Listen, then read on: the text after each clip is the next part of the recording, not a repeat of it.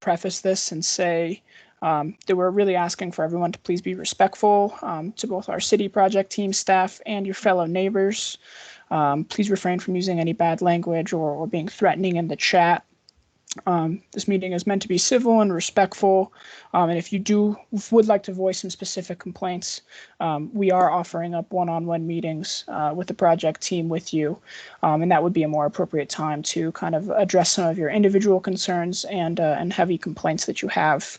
And we will be removing people from this meeting if anyone is being disrespectful or hostile at any time here.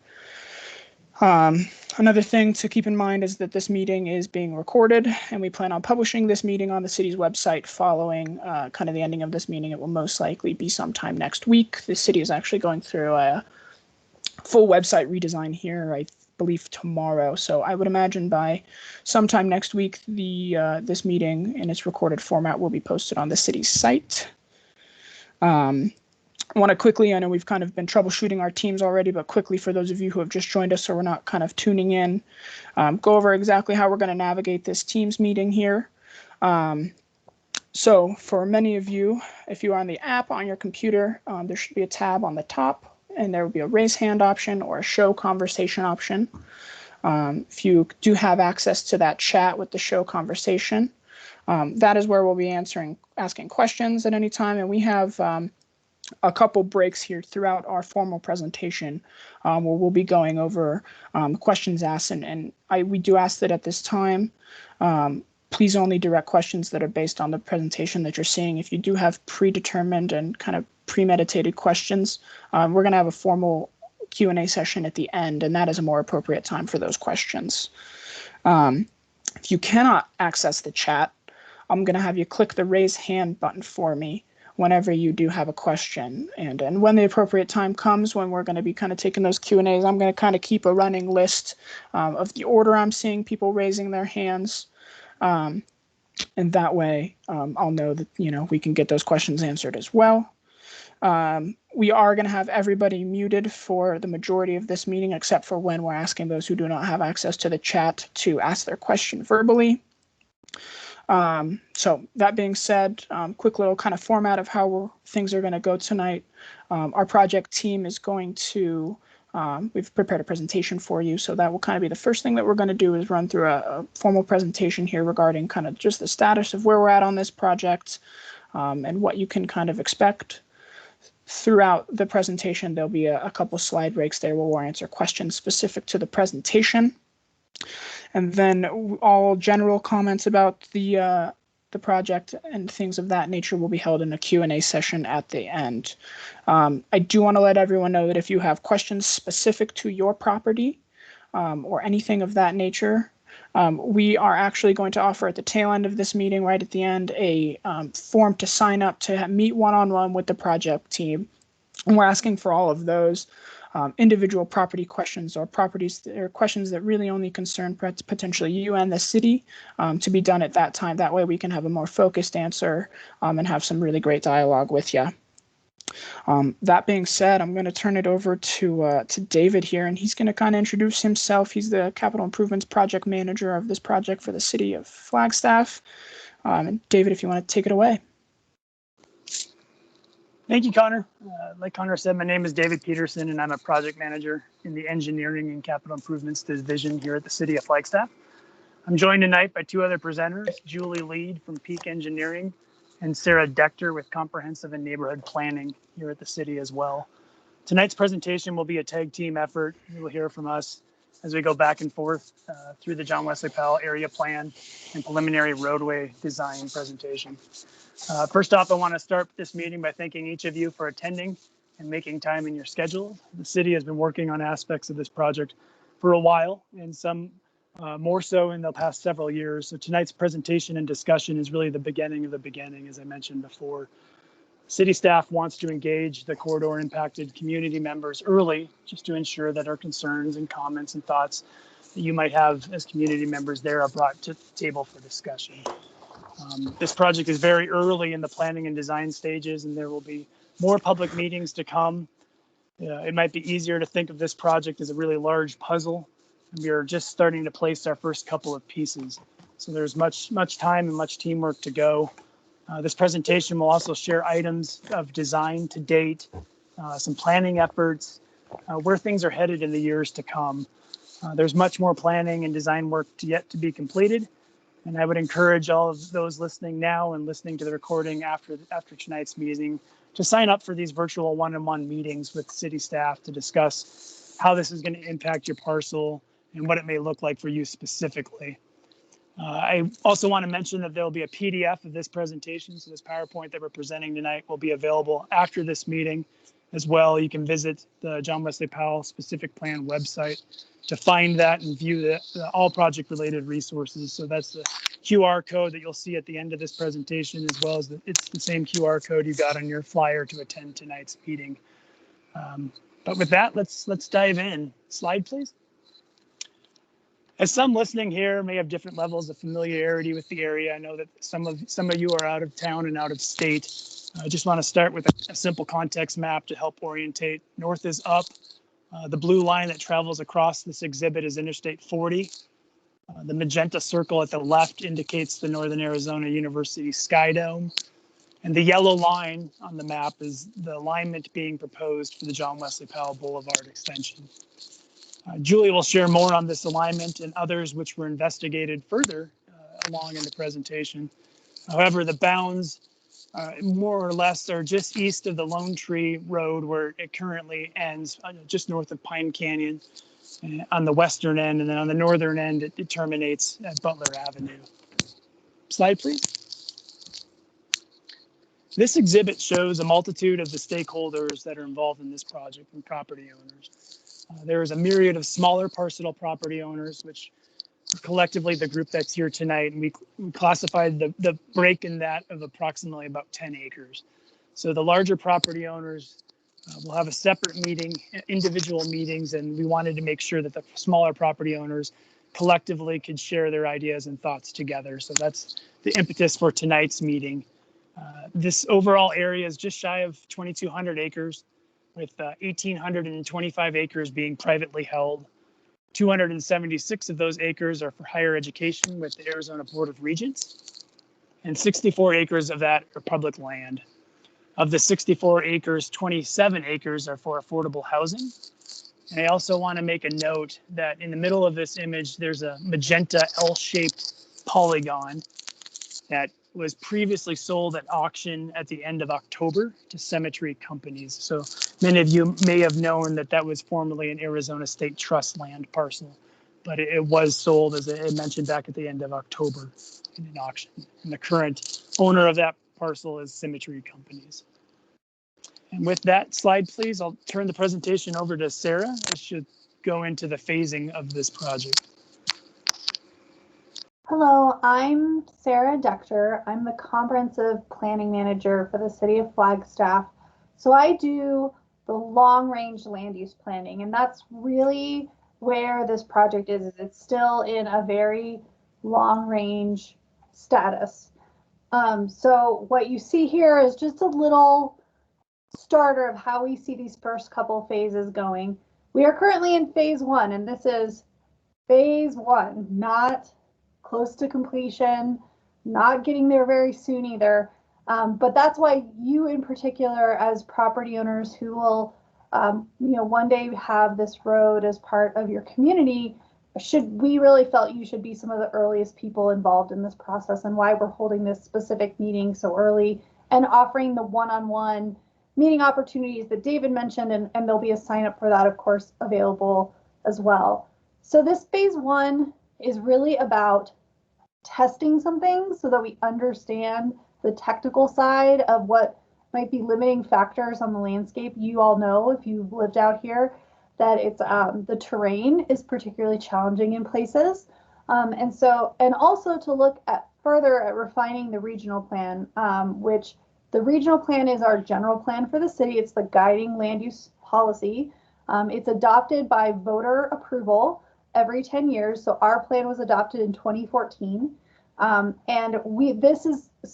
This process is what we're calling a specific plan, which means it refines the regional plan. And so that's part of why we're taking some of these big picture looks. So we don't have every detail or every design piece worked out yet, and we won't in this phase. So the second phase is when we actually will start to work and refine the specific plan. That may mean we have to go back and update the regional plan again. There may be some things we learn through this process that make us loop back into that level. And that is also when we will have some wider community involvement and invite all of Flagstaff to talk with us about this part of the community. So the future, you'll see we didn't put phase 3 because it could be phase 3 to 10 or phase 3 to 20. There are a lot of steps that could be in this process, and we don't want to go too far into the future of imagining what they may be at this point, but it definitely would include things like partnerships, who is going to pay for what improvements, and how. The city voters in 2018 approved money in our transportation tax so that the city has a contribution to some of the improvements in this area for water, sewer, and transportation. And so the taxpayers of Flagstaff have a stake in this as well. And we'll have some money to bring to the table so that we can see the improvements in this area be constructed at some point in the future. We also will keep refining these conceptual development plans and keep working forward on the process. Next slide, Julie.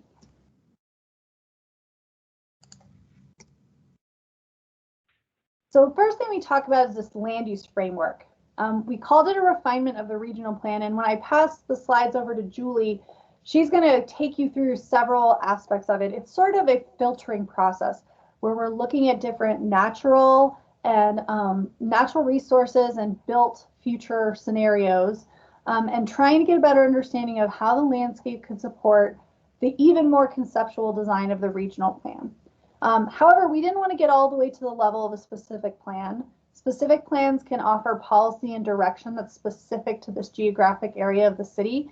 We're not ready to do that yet. So this is really, again, that testing, looking at scenarios, trying to understand the landscape and what is the art of the possible, as our city engineer often says. So we are trying to understand those spatial needs, testing, and there is still a lot of work to do. But you'll see some of these drawings look a little final, might look final in that they are very prepared. They are not final. They are just done in a way that is very graphic and visual so that everyone can understand them together well. So we also are working on the preliminary roadway and utility plans. This is often based on our GIS data, so it's not including all the survey work you would see at the later end of the engineering and design process. We've also been evaluating alternatives. So does a line or a road go in one location or another? And we are considering the impacts of build-outs. We're trying to understand how those things impact natural resources, our climate change goals, our affordable housing goals and objectives, and other policies and objectives that Council has emphasized in our work on land use and transportation issues over the last few years. There's still plenty of room to make adjustments. The real purpose of this 30% roadway and utility design is to help us get a first estimate of costs, which is one of the things we really need to build those partnerships and understand what funding opportunities could look like. So you are the first public open meeting that we have had on this project. We really felt we needed to talk to the residents of these areas first. So we're spending time with you this evening so that you can get a sense of the project. You may have a lot of questions that we may not know the answer to because we're still learning with you. And we're hoping that that's what this process looks like, is one where we can listen and learn together, not that we bring you an answer, that we know everything and we're ready. We want you to learn with us. And so that is part of why we will be answering questions, listening, having one-on-one meetings, and following up on your questions as best we can throughout this process. So we hope that Dave and I, especially as the city representatives for the process, get to know you. Get a chance. We might not get a chance to see your face soon because we're still all protecting our community from COVID, but we hope that you'll become familiar with our contact information and keep us informed, let us keep you informed, and open a two-way dialogue that can last throughout the process. So I know several of you have already been emailing with Dave, and We'll share my email too as needed, and we'll hopefully get more time together in the future. Next slide. So I mentioned this is a specific plan. So this is a diagram from our general plan, our regional plan, and it shows the specific plan as this middle level between things like our zoning code, which tells you how big is the setback on your property and how many houses can you build on it, and the regional plan, which says, yeah, we want densities of approximately this, and we want landscapes that protect these kinds of resources, but it's really, really general. Specific plans are the opportunity to bring those two things together so that they are work in a meaningful way to meet our community goals on a specific landscape. So that is the level at which we will be working, especially in phase 2. Right now, we're kind of between the regional plan level and the specific plan level, and we've brought up some information from the green level of the triangle so that it's a more informed conversation. But that's when we think about as planners what kind of area we're working in, we're trying to build a strong middle layer here. So that's really what our objective is in terms of why we're talking about this, why we're starting so early, and why we're engaging you. Next slide, please. So this is what the regional plan future growth illustration looks like. This is the map that provides the first little bit of information that we use when we are evaluating proposals from property owners about how they want to use their property in the future. The yellow color on this map, and even where it's yellow striped, is called the suburban area type, and that comes with, in our regional plan, specific characteristics we're trying to achieve. You can also see that there are dots and circles. Those dots and circles are conceptual activity centers. Some places call activity centers a 15-minute neighborhood. The idea is that it's an area where you can live, work, and play without having to get in your car to drive everywhere. So this map was drawn without a careful examination of all the land use factors in the John Wesley Powell and South 4th Street area. It's just a general diagram. It wasn't very specific. One thing you'll notice is that right where Julie's cursor is, there's a little tan area, which is probably where most of the people on this call have property. Maybe a few people have property to the north too. That tan color indicates that it is a rural area. Rural areas are areas for single-family homes and large lots. So the regional plan, even though we need a road going through this area, is not proposing to make large-scale changes in the land uses for that part of our community. So that is one of the balances we're having to look at. Another area that you might want to look at is at the north end, where you see that U5, that's about where the Little America Hotel is now. That is an urban activity center. And an urban activity center that's a modern one in town that you might think of is the sawmill at Aspen Place, which is over at Butler and Lone Tree. The other area of this map that shows that similar kind of future build out as a possibility is over by CCC along a road that doesn't exist, but we call New Lone Tree, that is supposed to someday have an interstate interchange there. So that's another kind of piece of the system and why you see sort of very intense land uses drawn on this map on the north and the west side, and some suburban in between, and then a protection of this more rural community and landscape and maintenance of that rural character along the edge of the city. So that's sort of a big picture overview of how the land uses on this map are meant to communicate to planners and developers and property owners our vision broadly for this part of the community. Next slide. So this is an example of the land use framework, which, as we said, is kind of a flexible representation. When we look at all of the pieces of the landscape and the natural resources within this area, and we layer in different kinds of considerations, then we take those little black circles, and which are activity centers, those 15-minute neighborhoods, the more intense and mixed-use areas of the city, and they don't look like circles anymore, right? We looked at, can the land actually support denser activities? Where could schools go? Where might there be other facilities that support a strong and vibrant community? And where should intensity and density maybe be located, given that there's a lot of terrain out here that is highly variable? So this is a guess on behalf of the city based on our research in this area. It is not final, and it may not match the desired development pattern of any of the property owners who own these larger parcels and who perhaps have ideas about how they would like to develop their property in the future. But you'll see that the area where many of you probably own property, we have a large area of green space located, and that lighter yellow color is kind of that rural character that you saw as tan on the previous map. And then the oranger colors are sort of that suburban neighborhood. And then the more intense red is that urban activity center. And then the blue ones are institutional uses like schools and public facilities and fire stations and things like that that serve the community that might be needed.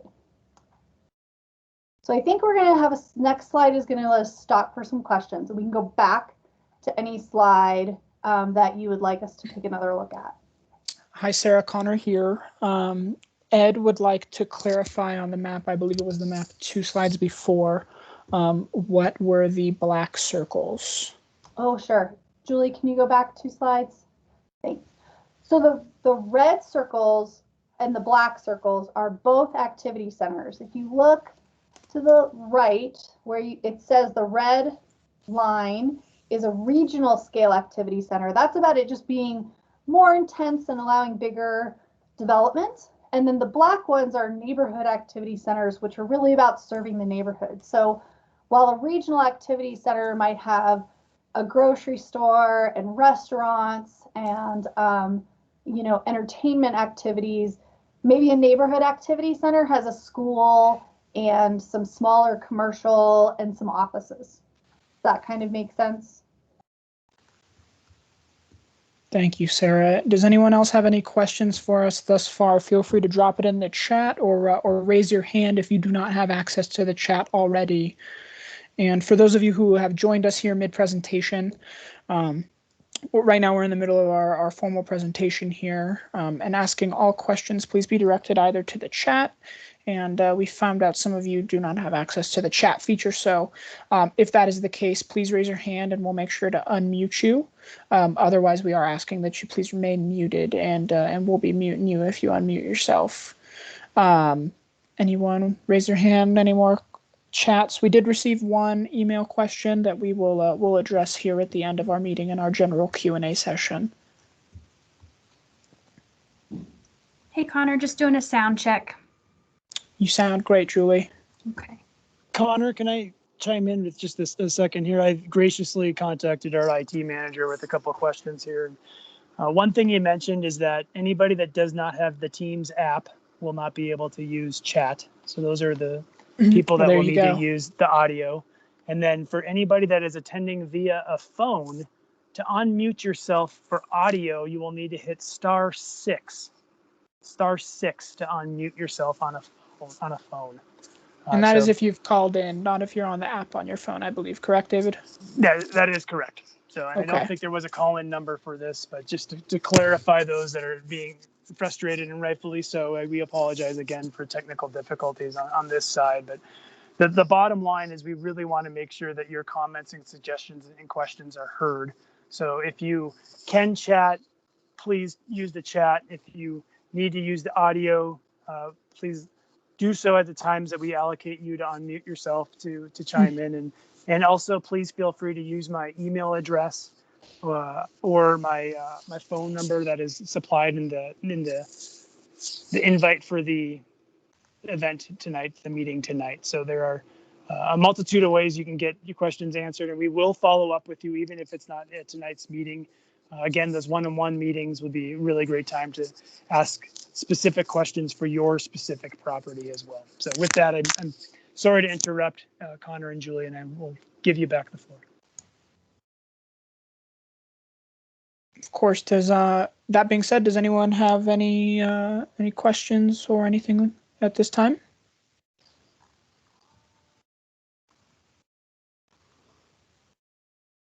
All right, is it my turn? I think we've got one question here for David. Can you see the chat there, David?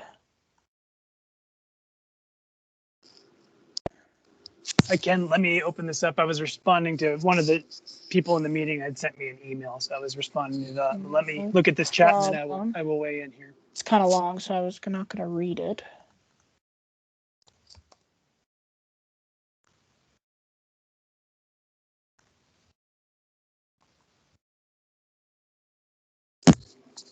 Excellent, Kyle. Thank you so much for that question. And it is there is nothing set in stone at this stage. What we're presenting and what Julie is about to present is there's several alignments that were looked at.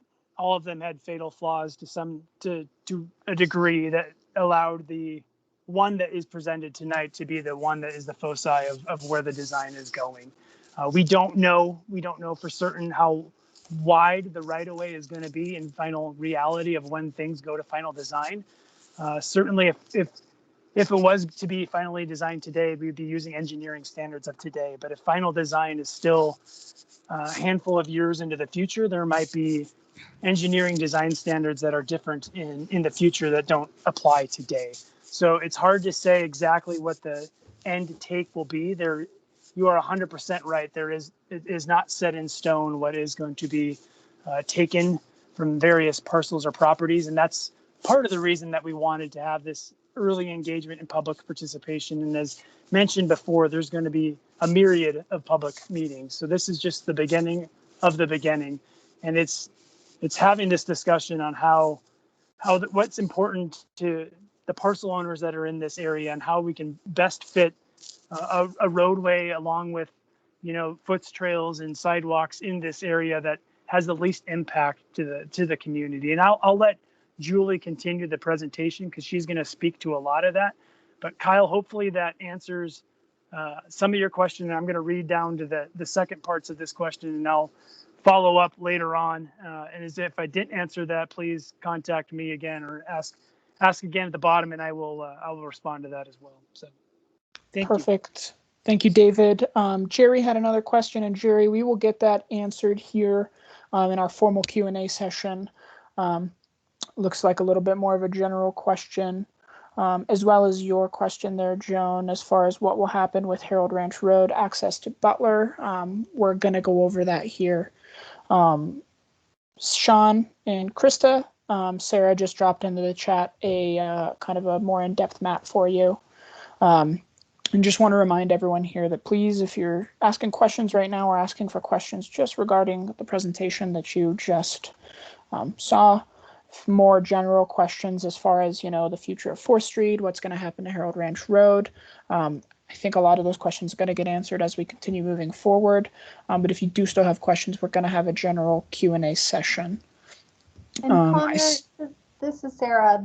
For those who can't see the chat, the future growth illustration does have an online interactive map where you can zoom in and get a closer look at actually several of the regional plan maps for a certain property or an area. I put that link in the chat, but when David sends out a follow-up email from this meeting, I'll make sure he also includes that link so that people who couldn't see the chat can also browse around the interactive web map and see if they have further questions or if that helps them have a better understanding. Perfect. Thank you, Sara. And I see here that Marcus has his hand raised. Marcus, I'm going to go ahead and unmute you here. Oh. Marcus. Yeah, do you got me? Yep, I gotcha. Yes, Sara. Just listening and looking into your phase 1, 2, and 3, could you briefly explain to me what has changed this third time here for this transportation? Because I believe this is the third time that this has passed, and I'm just trying to grab a better understanding how the first two plans of these originally failed. So what's the difference between those two first plans and this third plan that is supposedly going to go through? And were there any changes to the last two plans for the future development to those phases, or is it pretty much the same plan in place and the past future? Well, Marcus, I'm not completely familiar with the previous efforts. I do know that some of them didn't move forward because the private development. So the reason this road is critical, let me take a big step back from that, is that these larger parcels, in order to be rezoned and developed, have to have secondary fire access. And that requires them to have a second way to evacuate this area in case of a wildfire. You all probably are really familiar for the trees and wildfire risk in Flagstaff. And so, to be able to evacuate an area as more and more people move into it, we have to have certain kinds of road access for safety. And so some of those previous efforts, those developers were moving forward. They were going through the development review process with the city. And then for numerous reasons, they didn't proceed. They didn't get building permits. They didn't end up platting. Canyon del Rio has now is moving towards their final plat. They have been rezoned. That's the area north of the smaller property owners on 4th Street. So that is moving forward. There's going to be building in that area coming soon. And there are also property owners to the west who are really starting to move forward as well. What's different about this time than the previous times we've looked at this, and I can't tell you from a design perspective, but it is the fact that the city has funding that was approved by voters for our contribution as a city to build these roads. Because some of the traffic on the roads is going to be from this new development, and some of it is existing traffic that is going to use this route instead of going through some other direction in the city. So the way we pay for development is that you have to pay what's called your fair and roughly proportional share. And so the things like that infrastructure, the city has a share now too.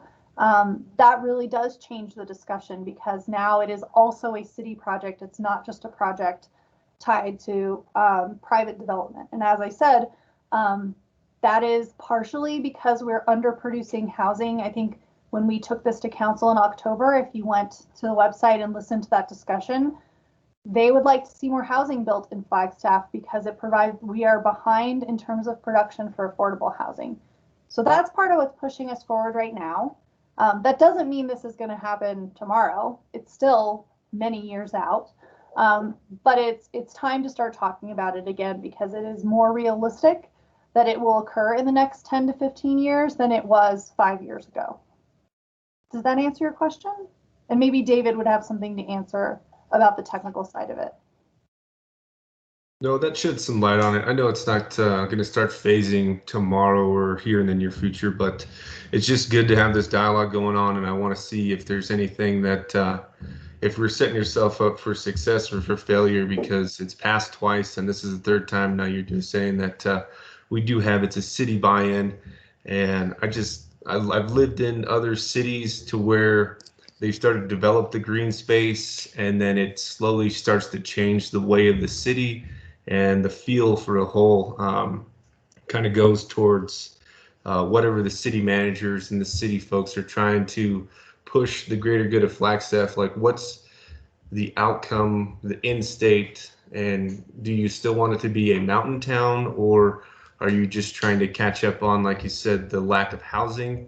And the affordable housing here is very astronomically high. Like you mentioned, the CDR, Canyon del Rio, those bungalows are going for $300,000.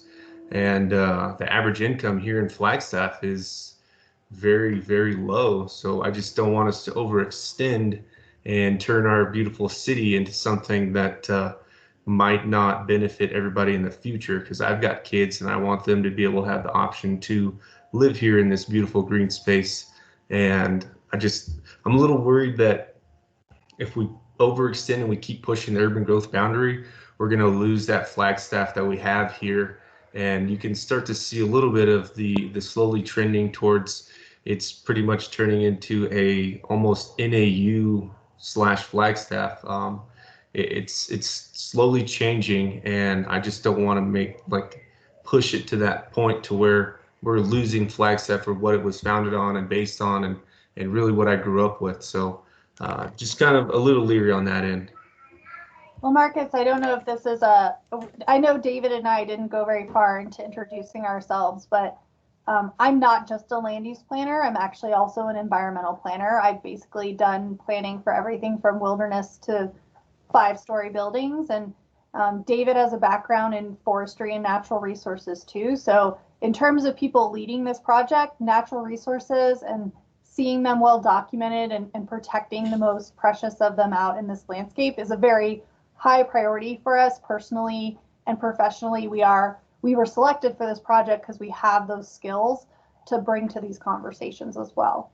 So that doesn't mean we know everything. We definitely don't, but we know how to call a botanist when we need one, which is maybe just a step above where we could be with a different background. Would you like to add anything, David?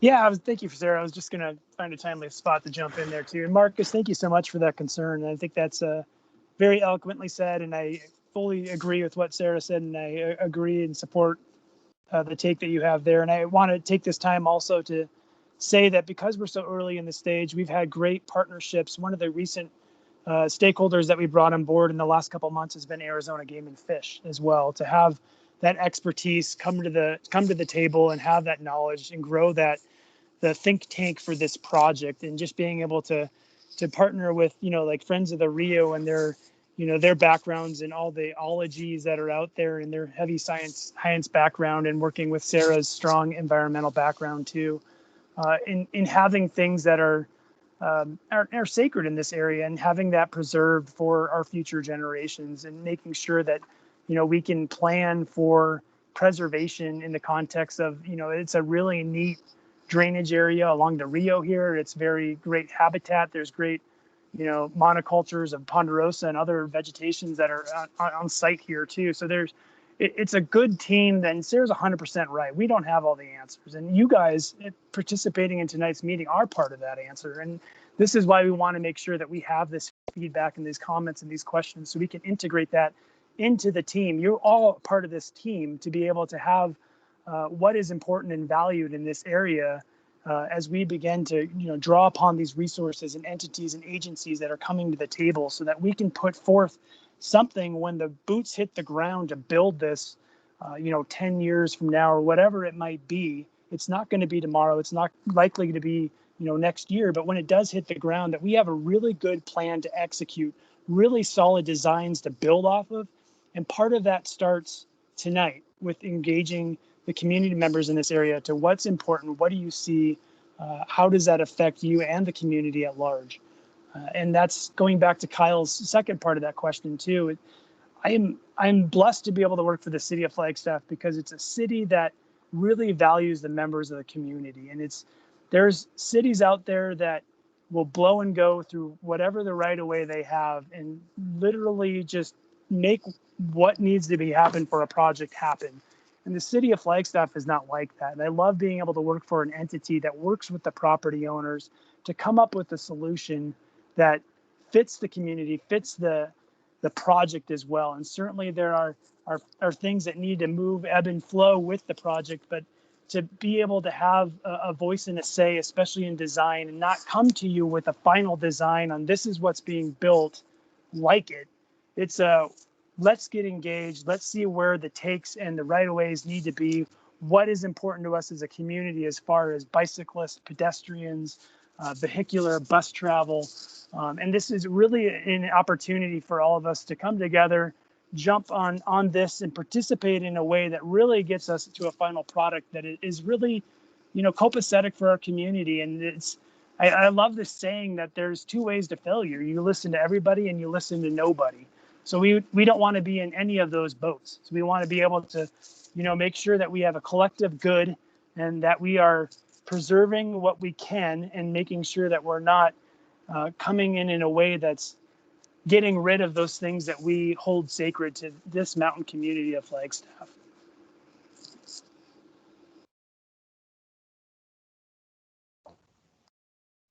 I'm ready to talk about roadways and JWP and the alignment and what this might look like and impacts to South Fourth. Are we ready to move on and look at some of that? I think we got one more question here regarding Vision 2030. Is that the timeline from Sean and Krista? Yeah, so Vision 2030, where it says Regional Plan Vision 2030, this is the name of our regional plan. So this 2030 date, that was looking ahead when the regional plan was adopted of what is the vision of the community in this timeline, and that's kind of a set timeline for doing regional plans. And the city will actually be engaging very soon on the regional plan again. And that'll be Regional Plan Vision, Sara, 2040. But this I think area it'll be 2045 because we sort of have a lag. But yeah, when we do the regional plan update next, we'll call it 2045. So you know kind of when the horizon, we call it, like the edge of the view is looking at. So when we did it in 2012, we were looking at 2030. When we do it in a couple of years, we'll look at 2045 probably. Okay. Thank you. One more question here. Sorry, they just keep trickling in. Ed and Sara here have asked, did we just hear that this road is 10 years away? We've owned for 26 years and cannot wait for this to happen. I believe David mentioned the 10 years as just kind of a potential. David, do you want to touch on that a little more? Yeah, I'm happy to touch on that. Ed, we don't have a conclusive date as to when it's going to happen, and it was partially approved as it stated today, 40% contribution to the project through Proposition 419. That is a transportation tax that's built for 20 years, so it is slotted for 40% funding in 20 years. So we don't have a specific date as when it will be constructed. There's a lot of factors in answering that question, as far as councils and city directives. But yes, it's from what I currently have been told and know, it would be unlikely to be before 5 years. And certainly once Julie continues and Sara continues, we have the planning section of phase 2, which is 18 to 24 months, and then we still haven't done final design. So I would be surprised if it was before 5 years, but don't hold me to the 10 years. That was just specifically throwing out a number of painting a picture that it's not going to be built next year or the year following. But I would like to say, I would like Julie to present, because I think a lot of these questions will be answered with what Julie has to share in this presentation. So if the group can hold off some questions here until Julie has concluded her part of the presentation, I think it'll behoove all of us. Thanks, David. I just want to preface, while Julie is on these next couple slides here, feel free to drop questions in the chat. I am documenting as they go, and I will make sure that they get answered. With that, Julie, take it away. All right. So this is a Great Streets and Gateways from the regional plan. And I know y'all been looking at this for quite a few minutes, so probably have sorted it out already. But we have Pine Canyon in this corner, and then the John Wesley Powell Boulevard proposed alignment connecting all the way up to Butler. And then we've kind of got a zoomed in here on the left of what these great streets are. And this has been presented in the regional plan for many, many years. But when we started this project, we needed to take a look at, because we think of JW Powell Boulevard as kind of the spine out here, the transportation spine for how development might form around that spine. And one of the first things that we wanted to do was take a look at possible alternatives for that JW Powell Boulevard. So to get you oriented here, this is Pine Canyon right down here. Coconino Community College is right here. You've got I-40, not I-17, I-40. And then this yellow line is the proposed John Wesley Powell Boulevard that was depicted in the previous slide. We wanted to look at alternative alignments and evaluate them against things like connectivity, the need to connect at South 4th, how it might access future development. So as we look at these alignments, knowing that some of these larger parcels might be developed, how would they be served by the transportation network? We wanted to look at the length of each one of these alignments and vehicle miles traveled. So vehicle miles traveled is, we want to reduce that for efficiency reasons, for cost reasons. For environmental impact reasons, the city is looking at the Climate Action and Adaptation Plan, and there are some big goals in that plan, and one of those goals is to reduce vehicle miles traveled. So when we look at alignments, we check those distances to see if there's ways to improve and become more efficient. We look at topography, floodplain, and private property impacts. These aren't necessarily in order of priority. It's just a handful of things that are really important in evaluating alternatives. So we did eliminate the alternatives that we reviewed for a handful of reasons, and I'm just going to highlight the key ones. They had some fatal flaws. Starting with this red alignment here. The city lost a court case with Canyon del Rio and legally cannot change the subdivision layout unilaterally. That was considered a fatal flaw for this red alignment. This green alignment, and these are the county islands, those are in the darker boundary. And green alignment skirts along River Valley, that county island, and heads north. And this one shows a connection where Little America is, which is misaligned from South 4th. This would create safety, operational complexities, just be really challenging for efficiency. That one was eliminated for that reason.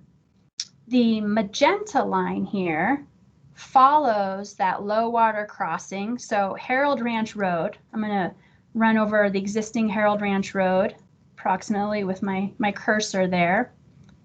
And so you all live out there, you're very familiar with that hill, that low water crossing. The environmental impacts and the topographical challenges for this magenta line, I think it speaks to one of the comments earlier on about how treacherous Harold Ranch Road can be during the winter months with the grade change. So the challenges there, the magenta was a fatal flaw. Then we looked at a couple of alignments on South 4th. We looked at shifting it to the east, and we looked at shifting it to the west. And what that creates is a disparate impact to properties. And it's important that we look at equality and trying to minimize the impacts and generally follow the existing roadway and easement along South 4th. So yellow is continuing to be the preferred alternative, which is consistent with the regional plan. That we've got these two county islands out here, but the city does not have jurisdiction there, so we did not consider alignments in that area. All right, so we're going to come back to the details of South 4th. But we presented specific area or some land use framework exhibits to City Council the end of October. And I'd encourage you, if you get a chance, to watch that video or listen to the audio with City Council. We will post a link on the website for this project so you can easily get to that and listen to it. I'm going to cruise through about 10 slides of the land use framework very quickly because I really do want to spend time talking about the alignment and some of the details of the roadway. But the first part of the land use framework is circulation, a primary circulation. And here we've got JWP Boulevard going through. This is similar, almost the same exhibit that you saw earlier that Sara described. But what you see here is more highlight on a possible road network. These would be collector streets, as we call them, that feed into this arterial. So arterial, think of this as the transportation spine. And then we have these ribs of collector roads that create intersections, and we'd have these key intersections. I do want to point out that we have John Wesley Powell going through South 4th and the Forestdale neighborhood out here. So the intersections are not within this current area because the intent is to maintain the current development pattern and character of Forestdale and County Islands. So not all roads are shown on here, but it gives you a sense of what the overall transportation network could look like. Sara talked a little bit more about urban centers that we'd have on each end. So this main urban center being closer to Coconino Community College and Lone Tree. Pine Canyon is right down here.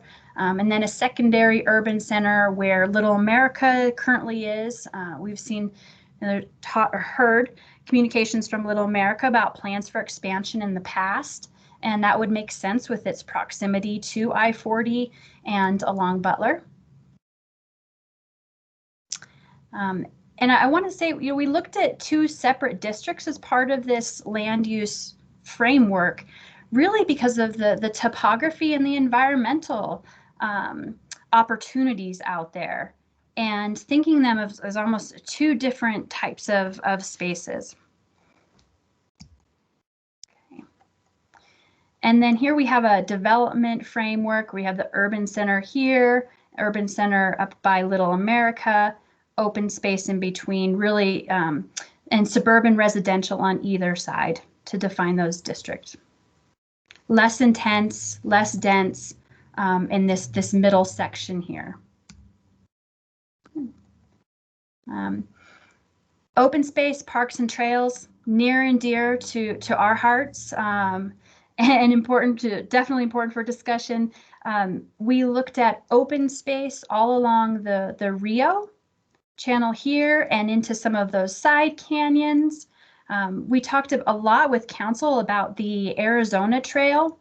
We have the Arizona Scenic Trail that currently weaves its way through what was formerly the state trust land parcel, now Symmetry.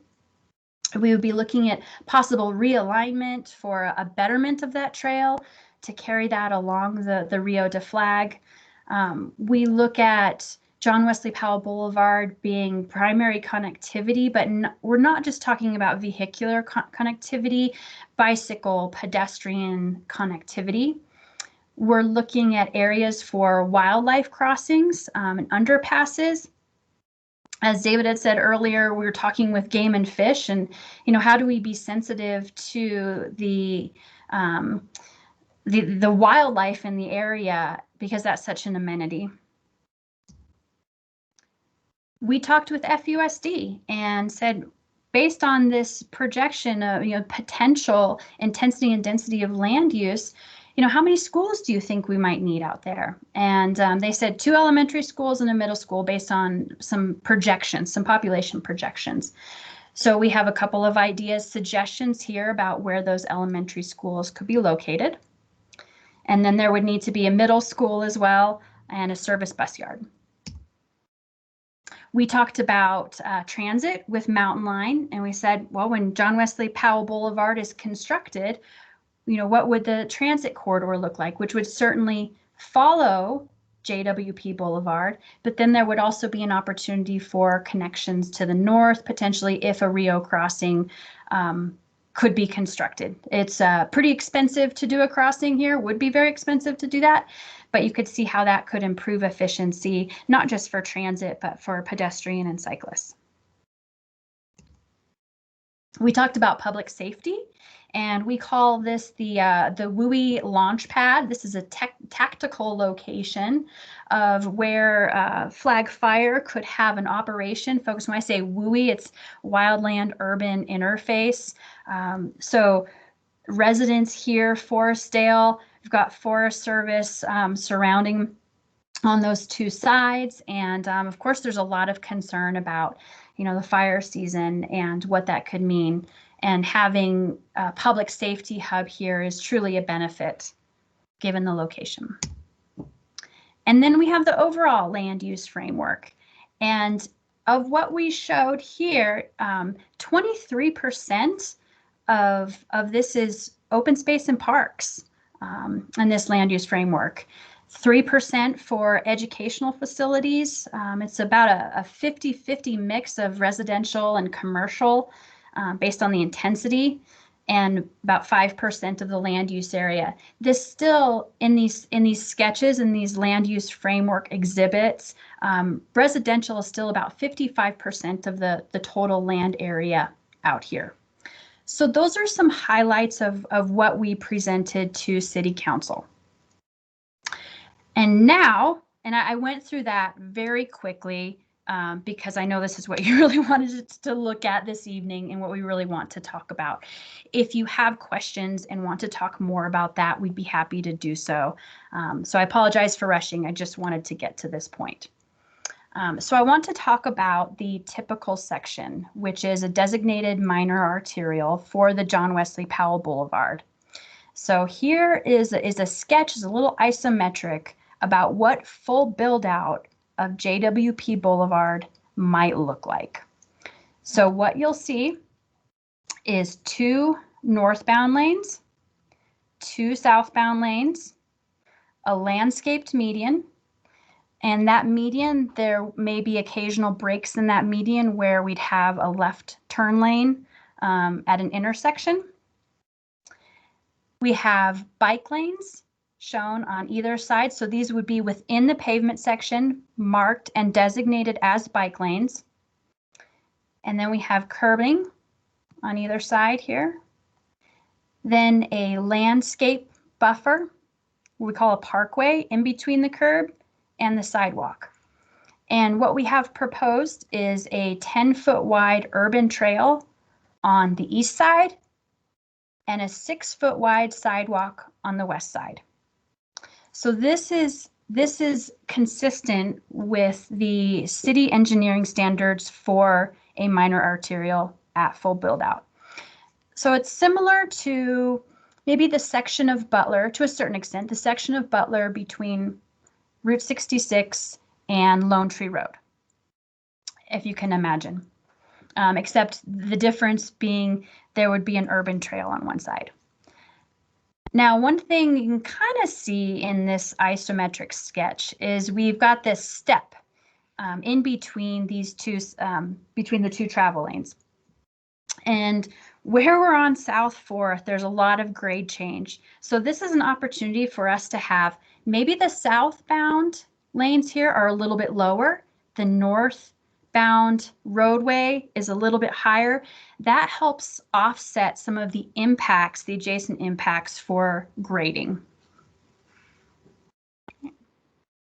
We also have situations with topography where there's a potential significant change. And the difference that we've depicted here is this, we're showing retaining walls. And there may be a couple of cases where retaining walls would be required along that corridor of South 4th, just to make up that difference in how the topography works there. And those retaining walls would be behind the sidewalk. There would be an area here of a little bit of open space for some drainage on the front of the wall, and then the wall. Otherwise, there's no difference from the minor arterial section, the isometric that you saw on the previous slide. All right, so I'm going to switch applications because I have some plan sheets aerials that I'd like to share with everybody, and it's easier for me to work in a different software than to present it really small in PowerPoint. So I'm going to stop sharing my screen for a moment, and Connor, this is a good time for you to catch up with anything in the chat while I do that.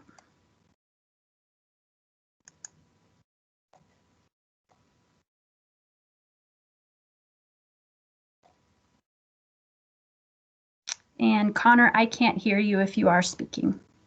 I was muted. Got one that rolled in. Julie, can you briefly talk about a bridge over the Rio de Flag, and who would potentially pay for that and the timing of that being completed? Absolutely. So yes, we are considering actually 2 bridges at this time. The first bridge would be further north of the intersection of Harold Ranch Road and South 4th, where it would cross the Rio. And the second bridge would be on the very south end, where the state land parcel is. And that bridge is not necessarily entirely intended for drainage. That bridge would be an opportunity for the Arizona Trail to be grade separated. So you'd have the Arizona Trail that goes under that bridge. It would also serve as a wildlife crossing and corridor. So 2 bridges at this time. Thank you. And we got a couple rolling in here, and I do see you folks there with your hands raised. Quick question from Ed Shaw. He's wondering if there's any plans for sound abatement. We have not talked about sound abatement, but that is one. Let's write that one down, David and Sara, to address moving forward. Perfect. And just going in order here of when I'm seeing things, Marcus, if you want to go ahead and unmute yourself here. Looks like you've got your hand raised. Yes, ma'am. Just looking at the that brief sketch of the possible lane changes, and do you have an estimate for over the width on that whole grand scheme of things there? Because where it's laying, that's basically going to take the east side of my property and run right through the middle of my living room. That full width without the grading matchup at full build out is about 110 feet wide for right of way that would be needed to accommodate what you saw in the isometric. And then there might be additional right of way needed for grading matchup, and maybe not necessarily right of way, but easement, slope and drainage easement beyond that. In a few locations where we have a lot of topography. And that's balanced with potentially those retaining walls as an option to help mitigate that.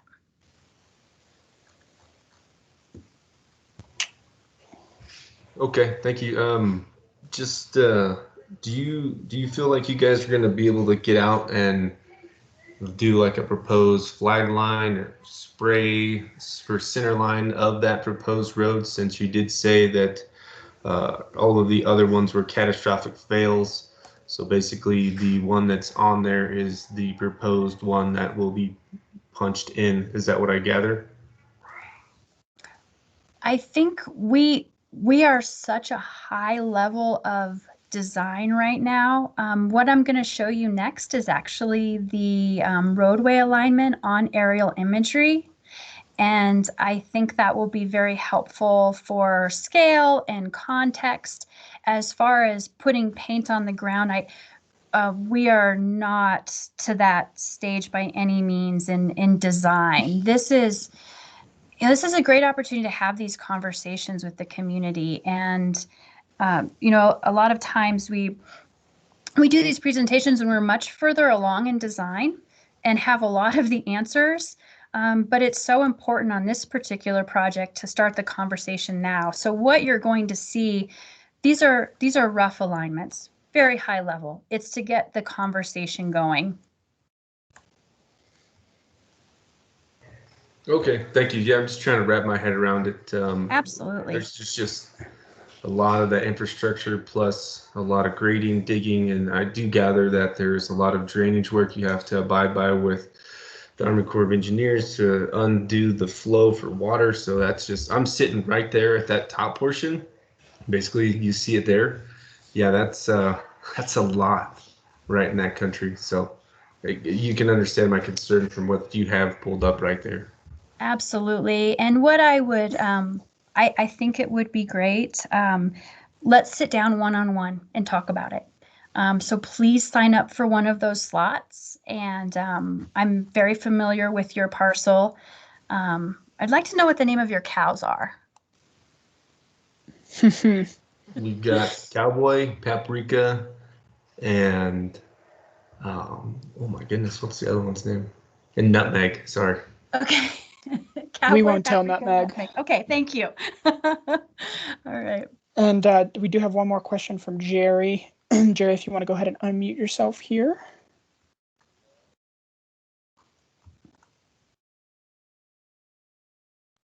Yes, hello. How's it going? Good. We can hear you. I can. I do understand what that guy just said. He is pretty much he is the vanguard of this thing happening. It would go right through his yard. And I guess there'd have to be a decent sized easement. I can feel that guy's pain because he's really right in the middle of just like, death row for that highway.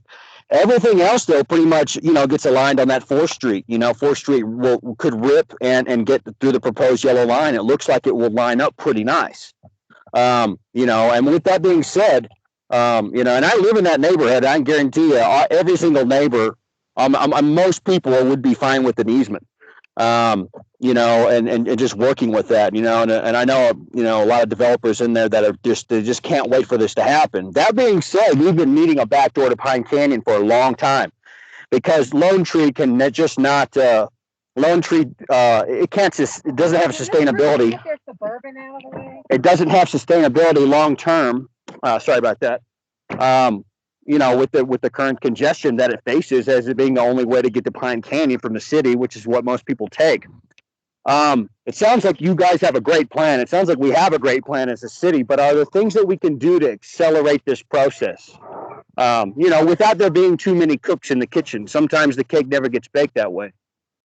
I think I'd turn to David and Sara to perhaps answer are there ways to accelerate this project? Oh, and I had one more question. I wanted to say this with an addendum. You just said, yeah, we're in that county island, right? Okay. But, I don't think it's out of the line of reasonability to get the county on board to maybe have an alternate route that wraps around Ash Beach and 4th Street. Is that something that we've just been avoiding because there's just too much red tape?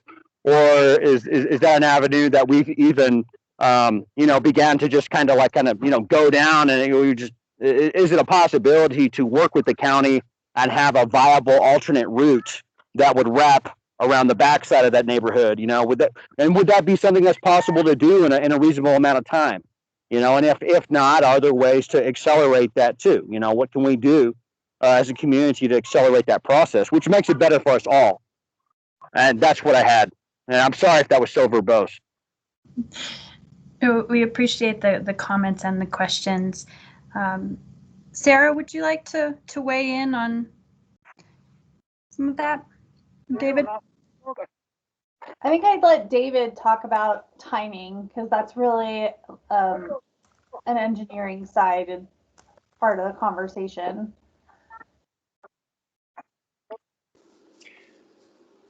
Yeah, timing is, as far as timing, it's again because there's so many facets to the project. There's not one critical line path that makes it really seamless. Part of this is we don't want to go so fast that we don't see the important factors that need to be taken into aspect here. So we have the whole planning phase that Sara alluded to earlier that, you have 18 to 24 months, I believe Sara is correct for that one. And then we still have to do final design. I know we'll address this comment here, but I really want to let Julie finish up before we start getting heavy into the questions.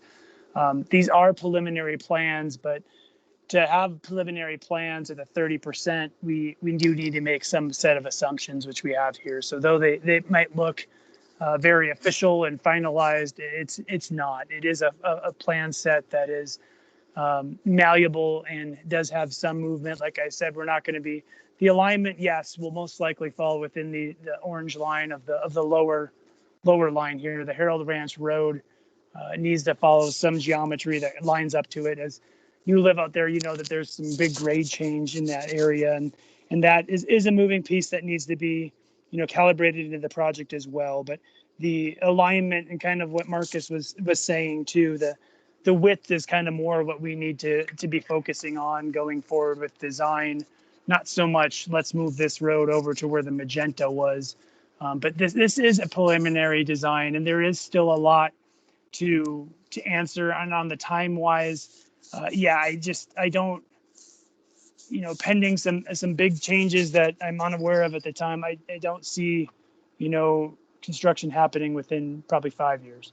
But again, I don't have hard numbers on when things are going to be happening, but we do have 2 years of planning. We still have final design, so there's facets here that are not necessarily. We have a timeline down to the month or even the year of when things are going to be constructed. That's a good summary, Dave. I'd add to that too that even though the city has 40% of the funding, the other piece that has to line up before construction gets going on this is the other 60% of the funding, which is going to largely come from developer contributions. So that's another piece of the timing that's not very predictable for city staff. And so that's why we're here early with these very preliminary designs. Pretty much they just include what we have learned so far. And as we said at the beginning, we're not going to pretend that we know everything, because we absolutely do not. And so we can all learn together and keep working through these questions. And that's why at the end, we'll very particularly ask you, if you have those questions about your particular property, that we will set up those one-on-one meetings with you, and you'll get a good chunk of time with David or Julie and I, depending on what your questions are. And that'll be a great way to go through those very specifics. I think we have a lot of higher level things to get to, though, and so we want to let Julie keep talking through this a little bit and then get to the general Q&A. Yeah, and I just want to let everybody know here, when these questions are trickling in here, that I'm documenting them as we're going, and we'll make sure we get them answered here. So with that, Julie, please go ahead. Okay. All right, so I switched applications here, and what you see, these are the existing conditions. So you see it kind of changes. It's grainy on this one side, and then it's nice, sharp, and clear. So we found that when we went to Google Earth to pull some aerial imagery, it was outdated, and it didn't capture some of the construction the new homes that have been built along this corridor. So we obtained some updated imagery, and then we merged it with Google Earth. So that's why you see this fuzzy line here. This orange line is the edge of the easement, the roadway easement. There's a 50-foot wide easement for Harold Ranch Road, and you can see Harold Ranch Road right through here, comes up the hill around the corner, and then right here, that is the intersection of South 4th and Harold Ranch Road. It kind of jogs and comes in. The easement for South 4th is 60 feet wide, and so you can see here, that easement is generally centered on that dirt road as we head south. Just going to pan down a little bit. We have driveways shown in this sort of this green color here.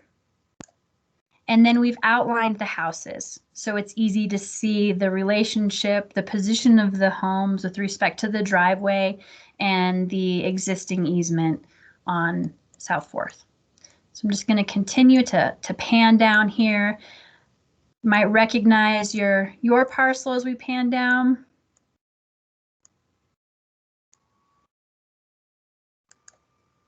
So normally for a public meeting, we would have printed these on large boards and had easels, and you could come in and look at them. But for tonight, it's digital format via Bluebeam. All right. So here is the intersection of Monroe and 4th. And you can kind of see Monroe, the dirt road for Monroe, heading off here. So it lines well. And then we get down to this very south edge, kind of comes up over the hill, drops down. There's sort of a dirt cul-de-sac and then a driveway that heads off to the right as you're headed south. And we hit the Arizona Board of Regents parcel down here. And then this, of course, would continue, but our focus tonight is just on this piece along South 4th. Right.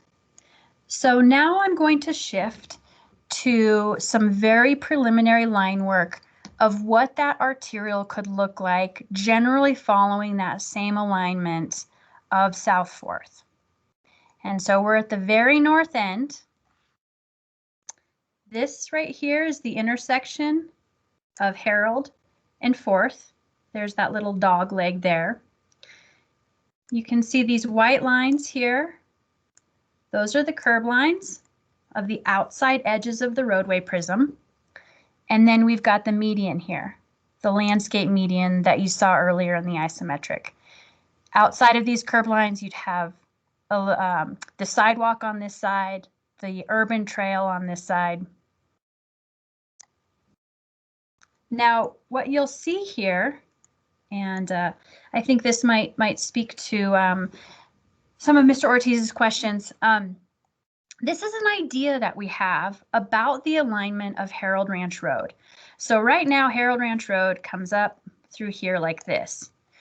what we're looking at or thinking about, talking about, very high level, what if we shifted that intersection to the north and moved that out of the way? And that would potentially help with grades and improve the safety of this intersection. So right now, Harold, you kind of crest the hill here, and then you start dropping down as you head towards Ash. So here we would look at an alignment and intersection just to the north of that, in that zone. Okay. So as we head south, this gives you, starts to give a good idea of what those impacts might be in the frontage of certain yards, certain properties. I'm going to highlight here, we've got the full arterial and we have the urban trail. This might be a location where we might need to do a retaining wall. And then we might need to look at a driveway realignment that comes in, something like that. Again, it's very high level, so we don't have those details worked out by any means because we're just having conversations about access.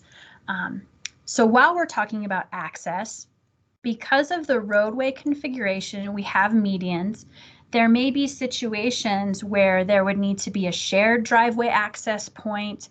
Maybe it's right in, right out with a median break in the vicinity for a turnaround if you wanted to head a different direction and it was, you know, right in, right out type driveway. And those are details that we want to sit down with each individual property owner and discuss, is what that access could look like. I'm going to continue south here, go to the next exhibit. And I do want to let you know we are going to make these exhibits available so you can download this presentation, you can look more closely. I know for some of you who may be looking on a smaller screen, it's a lot of detail and difficult to see. So we will make these available after tonight. All right, so heading further south, you can see the geometry of the street section. Again, here's the median.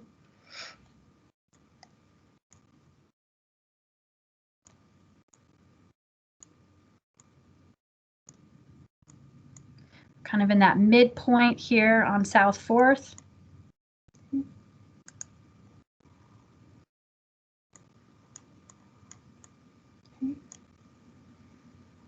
As I continue further south, here's one of those areas where, you know, we could have a median opening. This particular driveway that comes in, you know, that could potentially be a full access driveway.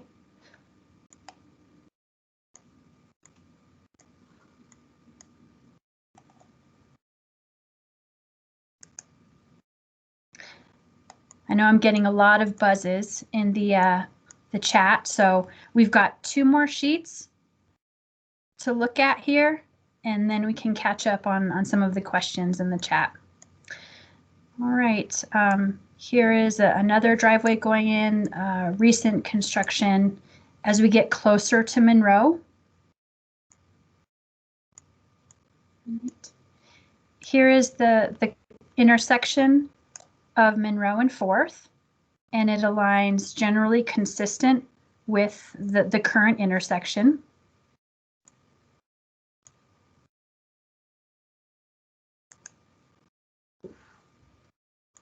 Okay. So continuing to head south, here's that intersection of Monroe and 4th, heading south, generally following the existing dirt road alignment, all the way to the border of Board of Regents, which is just to the south here. Very preliminary line work,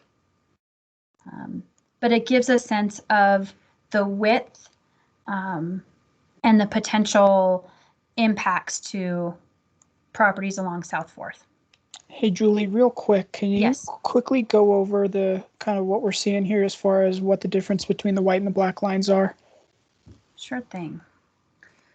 So here, okay, this is curb line, back of curb. You see how it bumps out a little bit right here? That's for a possible right turn lane. Maybe a right turn lane isn't needed, but it's good to at least think about it now, what that could be if there's a right turn lane. This striping here, this is bike lane. These are the 2 travel lanes. This line here is the median. My lines are getting a little wobbly. Here are your 2 southbound travel lanes. And here's bike lane. Here's the curb. And then we'd have sidewalk on the one side and urban trail on the other side. Is that helpful? Would you like me to go to a previous slide and walk through some of those lines? I think that will suffice if we want to keep moving here. We can always go back at the end if we need to. Okay. All right. So I'm going to switch applications back to presentation mode.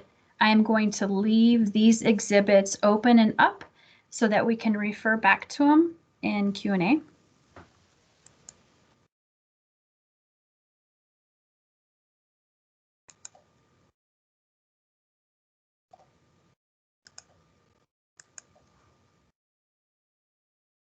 All right. So I know some of you are very interested in seeing what water and sewer infrastructure might look like. And the proposal is to have water and sewer follow the JWP Boulevard alignment.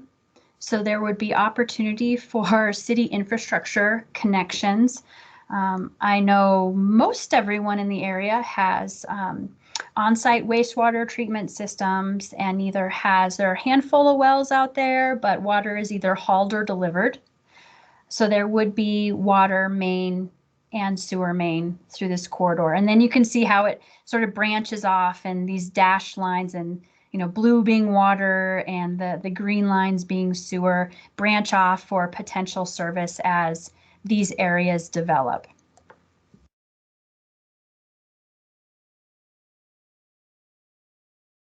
All right. So a quick summary on next steps. And this is where I think I turn it back over to Sara, and I will be on standby for questions related to exhibits.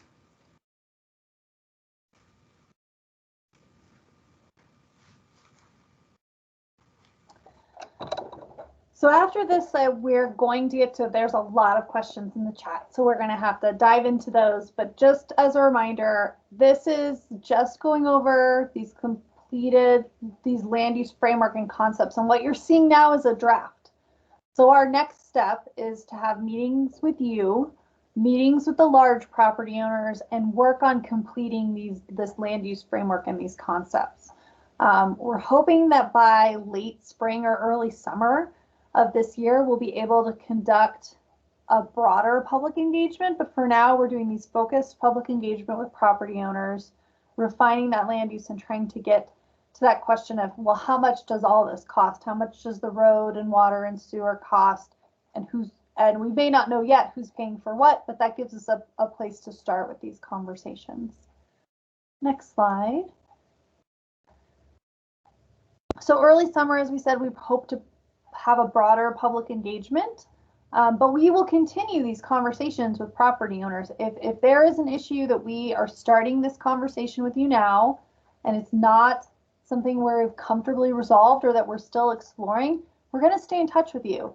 You're not going to be left out. And, when we know things, we will be sharing them, and we're going to try and keep a very open level of communication with all of you. That starts with those one-on-one meeting times. So Dave and I have blocked our calendar for you for several days of the next few weeks to give you one-on-one time where you can bring your questions and the specifics of your property. And if we don't know the answer, we'll have so much more insight into how to ask the right questions and keep this conversation going. One thing that we've talked really about this alignment of South 4th Street, but there's a lot of other roads, like where's Monroe going to end up and what will it connect to and what's going to split off of Harold Ranch Road in the future and what's important about those connectivity issues. We are going to do a climate change and an economic impact assessment of this work. And so there's further analysis that we are working right now on finding the right consultants to help us really understand impacts clearly. And then continue work with our environmental partners, Arizona Game and Fish. We're starting to reach out for botany with the University of, for Fish and Wildlife Service and the Museum of Northern Arizona and the university to really make sure we're treating all of those fairly and getting the right information into the process. And at the end of that 18 months, we hope to have a draft specific plan. When we get a draft specific plan, we then start a 60-day public review. So you'll have 60 days to look at whatever it is we come up with, and everyone in the community will. That'll include utilities and the county and all the property owners. We will also then have many public hearings. So there will be lots of opportunities if we get to the end of this specific planning process and you still have questions or there's unresolved things, to keep working on it. And then there's still more process after that. So that's why when we say this is going to take a while, it's taking a while so you can all be on the road with us, so that we are not moving ahead of the public and so that you can be informed every step of the way. And so this is just that beginning of this work, and we will be working with you for the next few years. So that's why we wanted to start with this particular meeting, start building these relationships, start having these conversations, and know there's much, much more to come. Next slide. So there's David's email. Some of you have already been emailing David throughout the meeting, which is great. It's exactly what we want. And as David said, there's a little QR code at the bottom of the screen here, and you can take a screenshot of it or snap it with your phone. And that's our short URL for the website, flagstaffaz.gov, JWP specific plan. Right now, we do not have the information from this meeting up, but that's because tomorrow there's going to be a complete taking down of the city's website and putting everything back up in a newer, spiffier looking version. And so we didn't want to put things up to know they would just disappear. So our hope is that by Monday, we have the video of this meeting on YouTube and then linked through the website. We'll put the link to the Google form, which you now have if you've got it in the chat. And if you don't, David can also email it out after this meeting. We'll link to that interactive web map, and we'll have updated the website with all the information you need. So don't panic if it's not up there in the next few days. We're going to let the website do its thing because that will keep the glitches to a minimum. And then by Monday, we'll hopefully have enough information that when you go into work or you're sipping your coffee, by Monday or Tuesday, you'll find more of this information on the website. And if there's something you think you'd like to see on the website or like to know more about that we didn't talk about tonight, even after the Q&A, you have David's email and you can keep emailing him questions and we can try and make sure we get that information up, not just as a one-on-one, but for everyone to see. So with that, Connor, do you want to start running through a few of the questions? That I know we have quite a few backed up. And it's after 7:30, so if anyone has to go, this recording will have all the Q&As, and we're going to put a frequently asked questions portion up on the website with as complete of answers as we can give right now. But if you want to stay and hear the Q&A and hear the answer to your question, please do. The staff and Julie, we're going to stay until the questions are answered. So Connor, you're back on MC duty. Beautiful. Well, I enjoyed the presentation. I hope everyone else did here. I've dropped it a couple of times, but like they said, the Google Forms here is within the chat. And I have a host of questions backed up here. And I'm going to ask that we do some of our chat questions first. And then I'll ask if anyone who doesn't have access to the chat to raise their hand, just so we can kind of have some order here. First question was actually emailed in here before the presentation started from Ruth and Mike. And I apologize if I butcher last names here throughout this. Nalaborsky. They are asking here, and I'll kind of read out their whole email. This project will result in a giant increase of traffic. This is an increase to a small rural county island neighborhood. Besides increasing our traffic and dramatically changing our community, what else is the city proposing to do? Is the city proposing to bring us utilities and access? We are literally a stone's throw away from the city already. If utilities are being proposed, what is the cost? The intersection of 4th and Harold Ranch is a treacherous hill. Increased traffic could back this community up on the hill in inclement weather, yet another reason for city services as the county plows this road once a storm at best. So I'll kind of go back here. Besides increasing traffic and dramatically changing the community, what else is the city proposing to do? And I think some of that was answered. But Sarah, if you want to, or David. Yeah, Connor, thank you. This is David. And I'm happy to, I've been emailing back and forth with Ruth and Mike, and I thank you for the question. I've reached out to several staff members here at the city to have a more inclusive answer to that question. I know that there's many of you that have traffic related questions, and there is a traffic model that now Metro Plan, formerly the FMPO, has ran. I have not seen that. I just sent out an email to acquire that information, and if there's numbers associated with that. So I will put a QA question on our website related to traffic in the context of what the models show per the build out with this current design that we have, to better have an answer to where we go with the traffic counts and traffic increases. As far as infrastructure and utilities, as Julie covered, the sewer water will be going underneath the roadway as part of the current design. I do not know about franchise utilities to the area. That would be something that would be discussed as we get further down design. But yes, there is utilities that would be part, at least sewer utilities that would be part of the current design going forward. But as I replied to Ruth and Mike's email, we're going to pull together the city staff to really have a really conclusive, solid answer to that. I don't want to speculate or pass along lies as an answer. So I'd rather wait to have a good answer and just stay with what I stated, if that's okay with Ruth and Mike.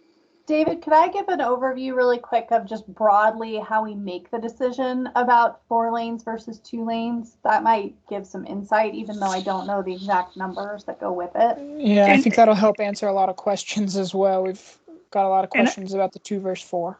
And I might ask Julie if she can shed some light on that, with historically going back further in the project than I have been in the project, where the discussions, I was not a part of any preliminary discussions on that, if that was a models driven width, or if that's just a carrying capacity. If Julie, do you have anything to shed on that, or Brett, if you would like to shed some light on that one as well? I think minor arterial is always designated 2 lanes each direction. That is the typical standard for a minor arterial, and a minor arterial is a major transportation spine for a community.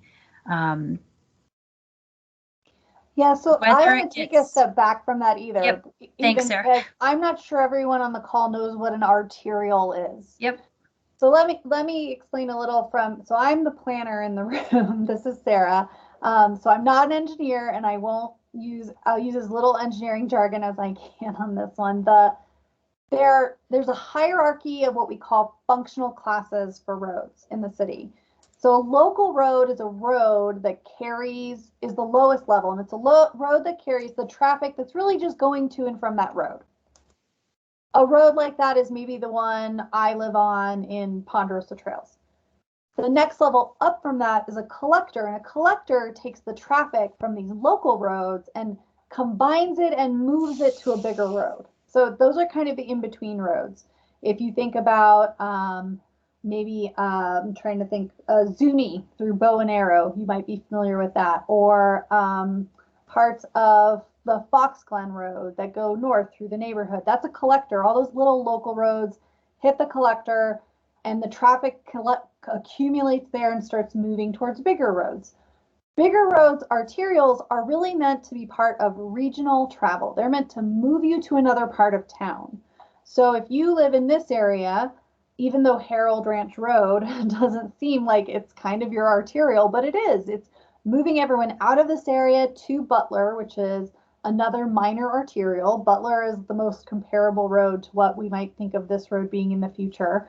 And then it moves you downtown, north to 4th Street, all of those different places. So these different levels are an important part of why we believe in the modeling has shown that there's likely to be enough traffic that this portion of the road has to be a minor arterial. It's usually based on how many cars we expect to be on the road daily. And if you only have 2 lanes, the cars will still be there. It's just no one will be able to pull out of their driveway onto the road because there won't be enough gaps in the traffic for a smooth movement of the traffic through the area.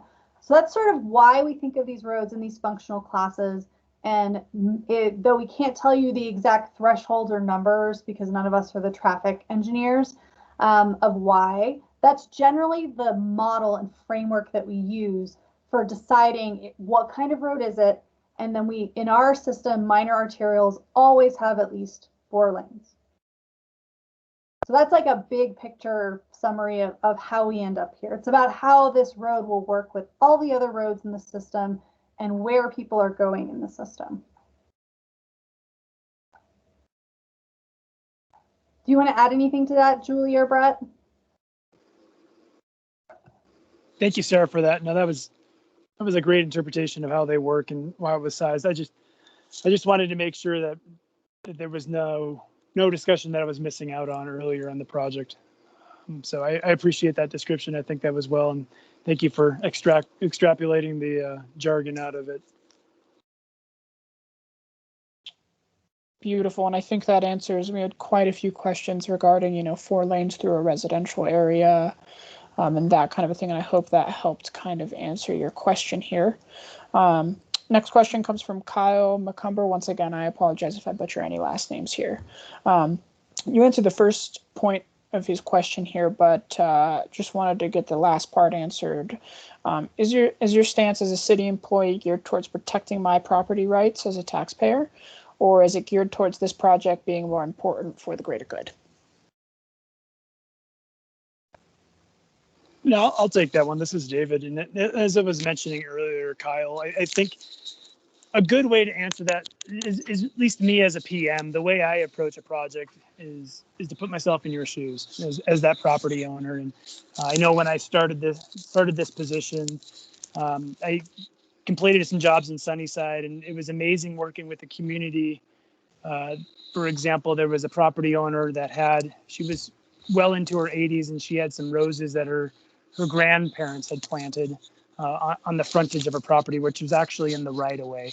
And because we engaged early enough, we were able to accommodate transplanting those roses behind the right of way after the road was improved. And I kind of like to have that approach. Certainly, I can't come across as saying nothing will ever be, taken or lost with a construction project, but we like to make sure that the impact is as minimal as it needs to be. And the footprint is what needs to happen in a way that's flexible enough to try to minimize the take, if you will, from the city. So I like having these conversations and input early on to make sure that we can't promise that that no one will be impacted and this road's going to float through there magically. But I think there is a way that we can work to make those impacts as minimal as possible. And as I was saying earlier, yes, it's great to work for the city of Flag in a context of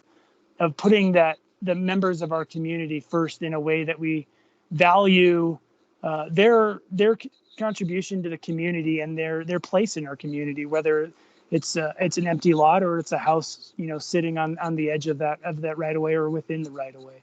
So we like to make sure that we have some flexibility in there to come up with a malleable solution that is a good solution, and it's not one that's being shoved down your throat or one that hasn't been heard or discussed. So I hope that helps to answer that question, Kyle, and kind of paint a picture of where we're coming from and why we're engaging so early in this process and not coming forth with final plans in the end to say this is where we are. And I hope that tonight's meeting is the beginning of that relationship of wanting to preserve your livelihoods and where you guys live. Thank you, David. And I just want to let all those who have raised their hand, I got you written down and everything, so please don't worry, we will get to you. Next question here comes from Jeremy Whalen, and forgive me if I'm not interpreting this correctly. Looks like he wants to know when 4th Street and the Butler expansion will start to kind of go to the country road. And Jerry, hop in the chat if that's not what you meant. But that is what I'm interpreting out of the question, is essentially when from 4th Street and Butler will it start, where the existing country road is, when will that start?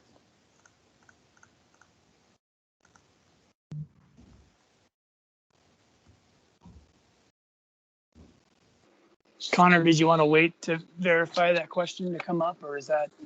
Yeah, Jerry, if you could hop in the chat, or I know you spoke earlier. If you are still here, let me see if he's in this. I can start. It looks like Jerry has actually left, so let's we'll get a hold of Jerry on an individual basis here. And I think I can. Sara, correct me if I'm wrong, but the first part of this that's going to be seen to the community members here, at least in a non-connective way, Canyon del Rio is going to build an arm south of Butler, coming down towards that Brighton parcel per their development. Is that not correct, Sara? That is correct. Yes, Canyon del Rio, which is in the process of working on their subdivision plat. You can see that area is totally undeveloped right now, but you can see a lot of detail in how their roads and how they connect. They are going to be building that right down to the intersection where the blue line starts, and then building that network for themselves and eventually meeting back up near the Brighton development. And so they'll be bringing the first leg of this south. They're the closest to development, at least. But yeah, this phasing of this is something we will work on after these preliminary designs are sort of further refined and after we have the specific plan. That's when the specific plan actually has a section where we can talk about phasing. But we don't have answers to that yet. We're too early to know. But it is a question that staff will be asking for your input on as we're kind of building this knowledge base together of how we can work on the project. And this is David, and I can build on that one too, Sara. I as much as building the whole project at one time would be ideal, I think, for everyone, there is possibility, there hasn't been discussion, but just being part of other projects that I've worked on, there has been phasing of projects. So it's a possibility, let's call it, that they could be built in sections. But there was a question earlier, and maybe Connor will get to it, of if you would build the middle section and not connect it. I would speculate that it would have to be connected on one end and probably work forward if it was to be phased or progressed. I can't imagine we would do one section in the middle and not connect it to either John Wesley Powell on the west or Butler on the north and going one way or the other. But that is what I would say, and I can confirm that on a Q&A as well. But that it's probably unlikely that we would build a middle piece that doesn't connect to anywhere.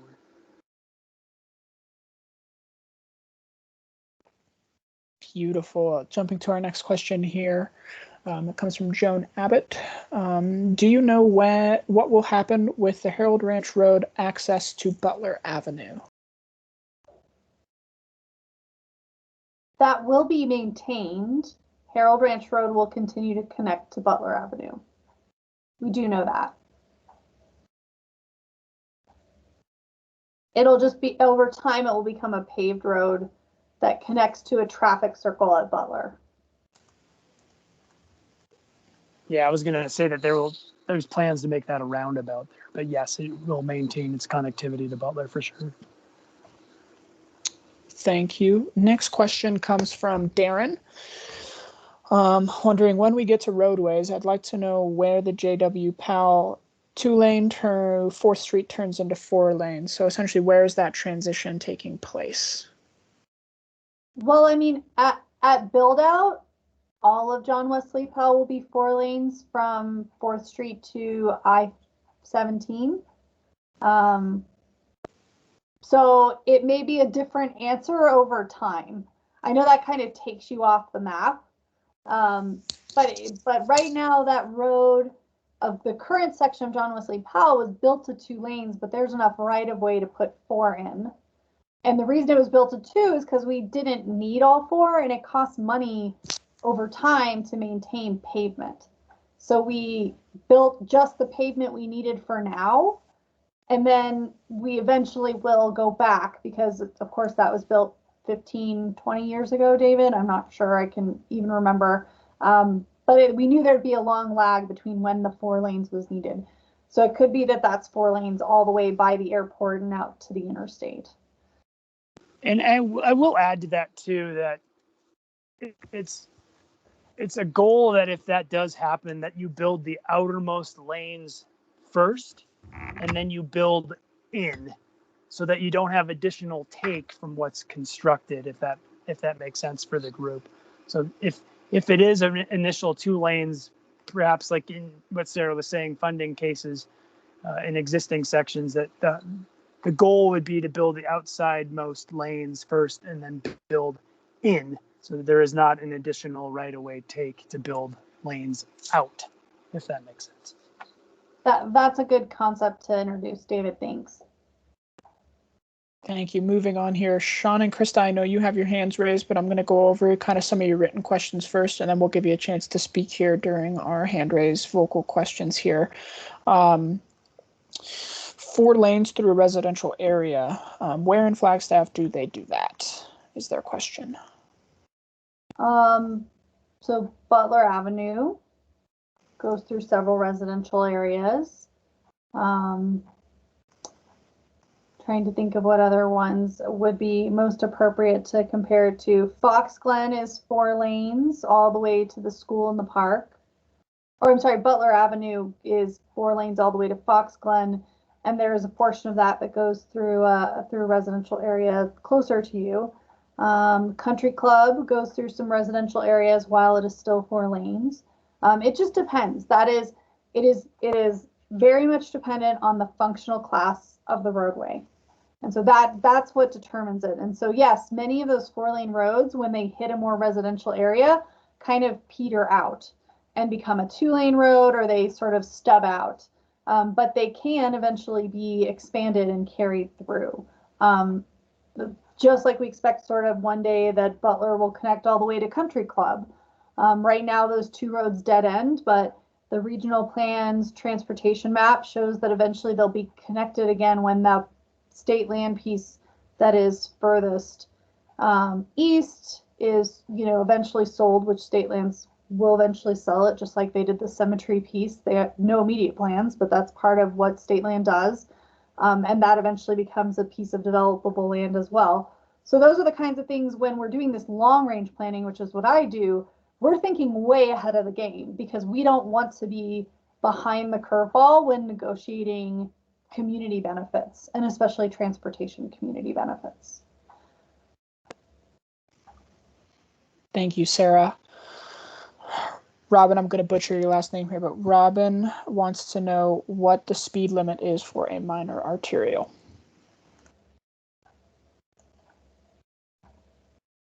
We don't have any roads in Flagstaff to my knowledge, and well, I'll get Jeff Bauman, our traffic engineer, to confirm this, that are over 45 miles per hour.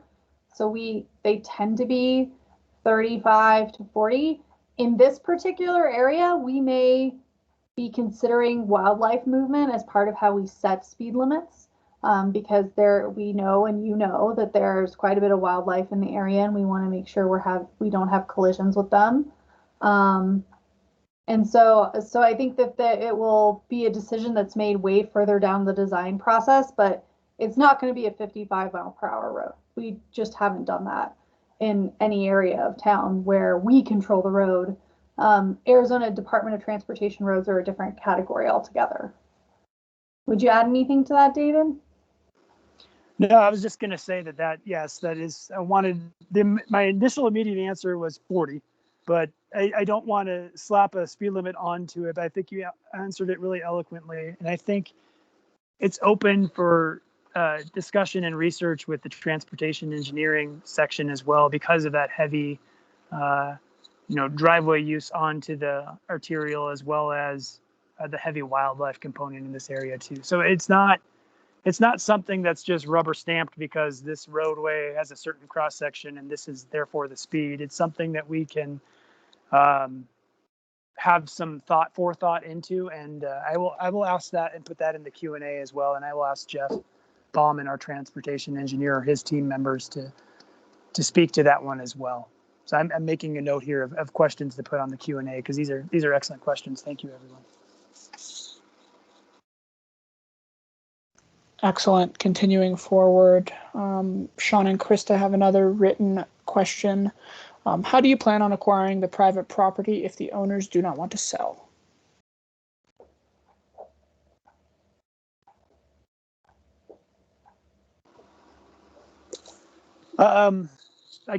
Sara and I can answer that one for sure. It's a hard problem to answer. I think it's something that we want to make sure first that we have a final design and a final solution, a final alignment. Certainly there are going to be those that are impacted more than others, and there's those that will have property that probably needs to be used for the project. And I want to hope, and our goal should be that we can do it in a way that is least impactful for everybody. But there's times when takes have to be very large, and that hopefully is not the case here. And I think we'll address those as they come up in the design. So it's something that we hope we don't have to come across in taking a large section of someone's property. But it's something that we will work on property owner by property owner as far as the design going forward. But there's certainly nothing now in any of these exhibits that I would look at and say, my driveway is going to be completely gone, or my house is going to be gone. These are just too preliminary to answer that question at this point. I would chime in and agree with that, David. I mean, our goal is to mitigate, avoid, and negotiate before we ever get to the question of having a conflict where we're at an impasse. That the city is holding these meetings early and holding them with all of you because we want to find as amenable a solution as we possibly can. And so I think that if we get into those detailed real estate questions now, it'd be too soon. But if you want an overview of how our real estate process for land acquisition works, we do have a real estate manager named Bryce, and we can set up time with him to explain sort of the whole arch of the process in general, if that is something that you want. So when you fill out that one-on-one meeting form, you can put, Connor, correct me if I'm wrong, you can put the kind of questions you have, so we can bring the right people into the room for the meeting with you, or that we can quiz them ahead of time or get them to set up a second meeting with you. So really, that's a very important step. If you have these kinds of questions about your particular property, get signed up for a one-on-one meeting with us, because that is where we will be able to dive in fully to those questions. And let me add on to the end of that. This is David again. I believe on that form, there's a section that says, essentially, what can you tell us that will help us kind of focus the meeting. So if there's something that is on your heart or at focus like that, and having maybe the real estate input, please put that in there, that we can be prepared for that meeting, so that we don't have to call you back for another meeting. Not that we're not willing to do that, but hopefully that we can answer your questions in that initial meeting with you. So if you fill out that little section of what particularly concerns you, or what information we need prior to the meeting, it will really help us have a more solidified answer going into the meeting with you as well.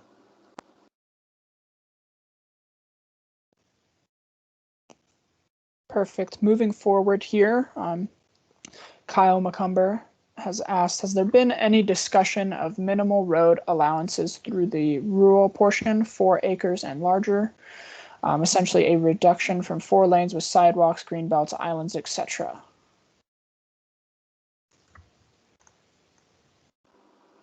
There are certainly pros and cons to that, right? If what you want is to have maybe the road not be visible or have the road not have large noise impacts for your property, you're going to want us to put trees and medians and dividers in there, so that protects the peace and tranquility of your property as much as we can. There'll be some impacts probably, but we can do things to minimize them. But if what you want is as little of your property being purchased by the city for this road, then yes, but then you'll have those other impacts. So I think those are, again, one of those things where we'll take your input on it, and we'll want to include, well, this is what this property owner's values the most about their property in this one, and try and find as much common ground as we can. So it's certainly on the table. I think what we won't sacrifice, of course, is safety, because we want to make sure everyone can safely get in and out of their driveways. We want to make sure that the pedestrians on the road are safely separated from vehicles so that it's comfortable. And so some of those things might not be negotiable, but there is some space within the right of way to have those conversations. Would you add anything, Julie, to that, or David? Yeah, I can. This is David. I could chime in there. There was a couple things I wanted to say. One, we'll have a good answer after talking to the transportation team to see 2-lane versus 4-lane. But one thing I did want to say, and one thing I learned when I started this job is that you don't want to solve a problem in front of your place that pushes a problem to your neighbor. And if we went from a 4-lane to a 2-lane, likely you're going to be bottlenecking the traffic, and you'll probably result in having more cars over a longer duration in front of your property than having 4 lanes to pass the traffic through. And I'm going to get together with traffic, and I'll put that Q&A on the website as well, just so we have a good answer on 2-lane versus 4-lane. But I just want, that was one thing that was kind of out of my realm of conception with starting with working with horizontal construction in capital improvements, is solving a problem here might not be a good solution for a holistic view on the roadway. So if it gets narrowed for a couple hundred feet, it might be introducing problems to the whole system that you as that individual property owner might not want, and you as a community out there might not want as well. So just, I ask that you try to keep that in mind too as well. Thank you. Moving forward, Chris Talley has asked, if this is so preliminary, why are there so many land survey stakes that seem pretty permanent to me? I counted 185 feet of my property frontage being gobbled up and only a few feet in other places across the street. I might be able to answer that one. So we needed to obtain some updated aerial imagery to depict some of the new structures that have been built, because Google Earth just didn't show it. It's outdated. So when we collected that information, it was critical for us to have accuracy. So what we did is we asked a surveyor to go out and tie down that imagery to make sure that it was accurate to the position of houses and driveways. And when they do that, they establish control. And sometimes that's in a location where it's clear of canopy or there's a line of sight. So it's not an implication of where something would go or be. It's more about collecting an accurate measurement. So those, I'm guessing, I haven't seen what stakes in particular you're speaking about, but I'm happy to go back out there and take a look at those. And those can easily be pulled if it was simply just a way to control, to make sure we were accurate with the imagery. But it's not indicated to mean anything related to proposed design or anything like that. Simply data collection and nothing more. And I'll add to that too, very, very well put, Julie, that a lot of times that when things get staked out for work, unfortunately, a lot of times those things are left in the field and not recollected by that contractor after that is the fact as well. So, but yes, that is definitely something that's not meant to be permanent and can be removed. I agree with Julie. Thank you, Julie. Mm-hmm. Moving on, Kyle McCumber has another question. Speaking of these aerial maps that we just chatted about, the map that you are showing right now doesn't show the actual impact, does it? It looks like an overall of 50 foot wide. It would be double plus width. I'm guessing that's when we had the imagery with the white lines when we were looking at that particular exhibit. Is that correct? Yes.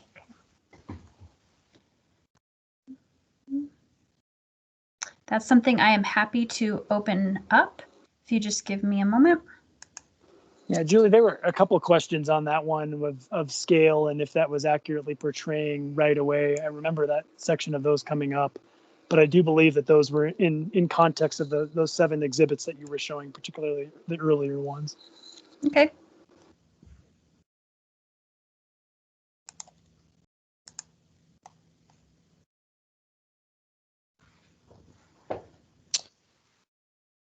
Bear with us here as she pulls these up.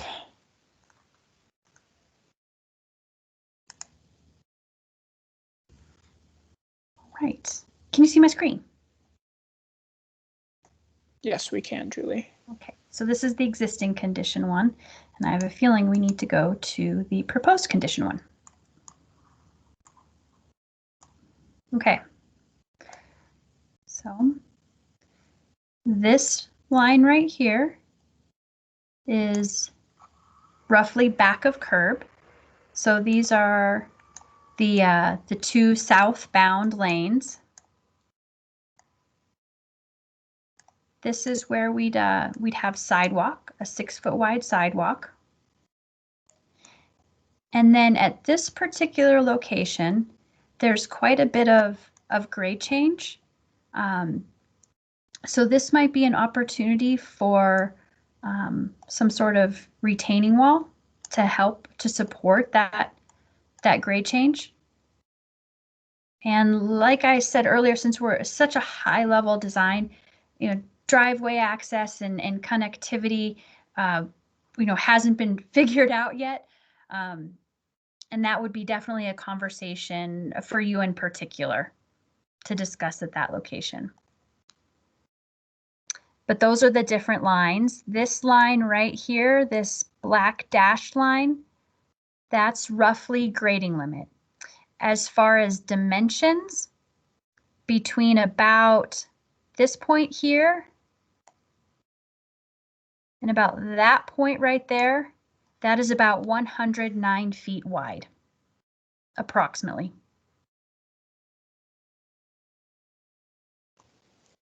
Thank you, Julie. And we got a couple more questions related to these slides, so I'll briefly touch on those. What is the dashed black line? That there is the grading limit line. So this, when we say grading limits, at this point, the road might be lower than the proposed roadway could be lower than the existing topography out there. And, we have to keep it generally level across the roadway section. And so we need to make that up here. And so we have either, a cut or a fill situation to get back in to match into the existing elevations. Thank you, Julie. And one more from Darren. He says, can I assume that the alignment may vary and not go straight down the property line? So maybe 40 foot on one side and 60 foot on the other, depending on the current structure and grading? Possibly, Darren. We've got a little bit of we're pretty close here to the center of the existing right-of-way, being pretty close to the center of the proposed JWP alignment.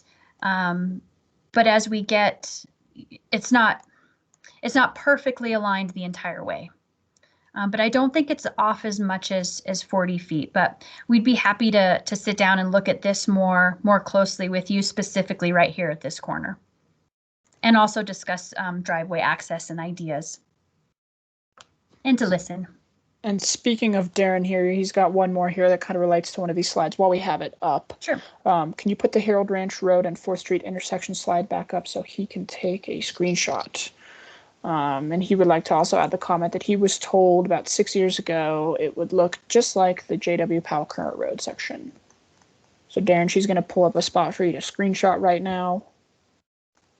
Is that we've got the existing Harold Ranch Road right here. This is the South Fourth, that little dog leg. And then we have the idea of shifting the Harold and Fourth or future JWP to the north.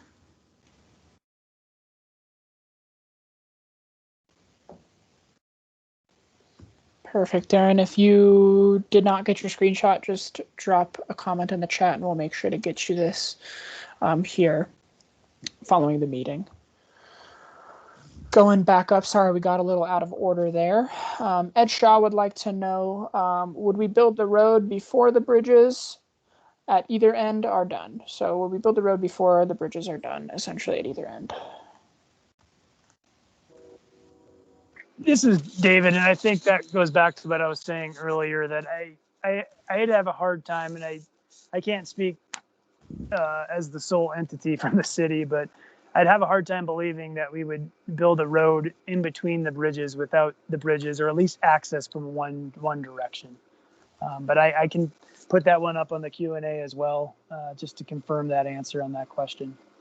But it's likely that there's going to be at least one bridge if it gets phased for construction. Sara or Julie, if you'd like to add to that. Yeah, I think a lot of it depends on sequencing and the developer's share of the project and how things are funded and accessed. It's difficult to predict how that might shake out. I think there's so many assumptions in there and so many stakeholders that it's hard to assume that it would follow a path that we see today, especially if it's 5 years or beyond when it gets built. If it gets built from the north, and Canyon del Rio or other players and land developers up there need a connection and they're willing to come to the table and make a bridge possible, then perhaps maybe a bridge does happen before the pavement comes. We just don't know. I think there's so many variables to it that it's hard to speculate exactly how it's going to go down with what we know now. I hope that's a fair answer, but I think that to speculate a conclusive answer on that one would be difficult at this time. Thank you. Moving forward here, Chris Talley has another question. Why have the median as you go through the larger parcels instead of a middle turning lane? Is the landscape median truly necessary? There are a lot of already plenty of trees here.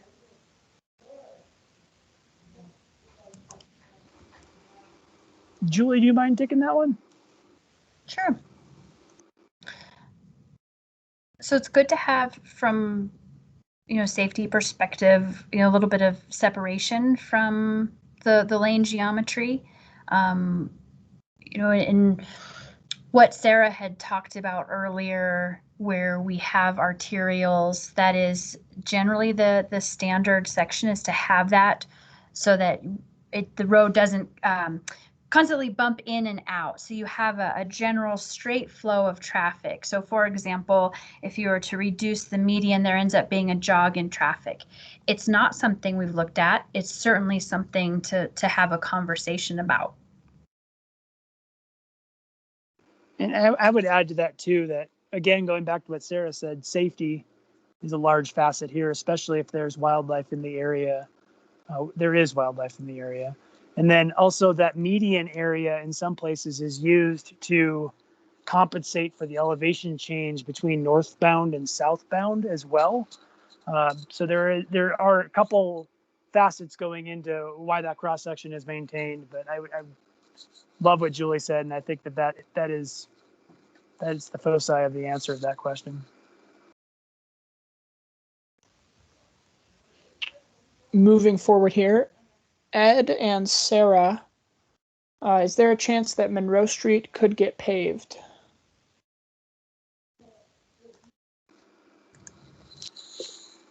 So right now, go ahead, Julie. say Right now, that is a private street, so there's an easement there. With the JWP Boulevard, there would be a paved turnout and connection onto Monroe.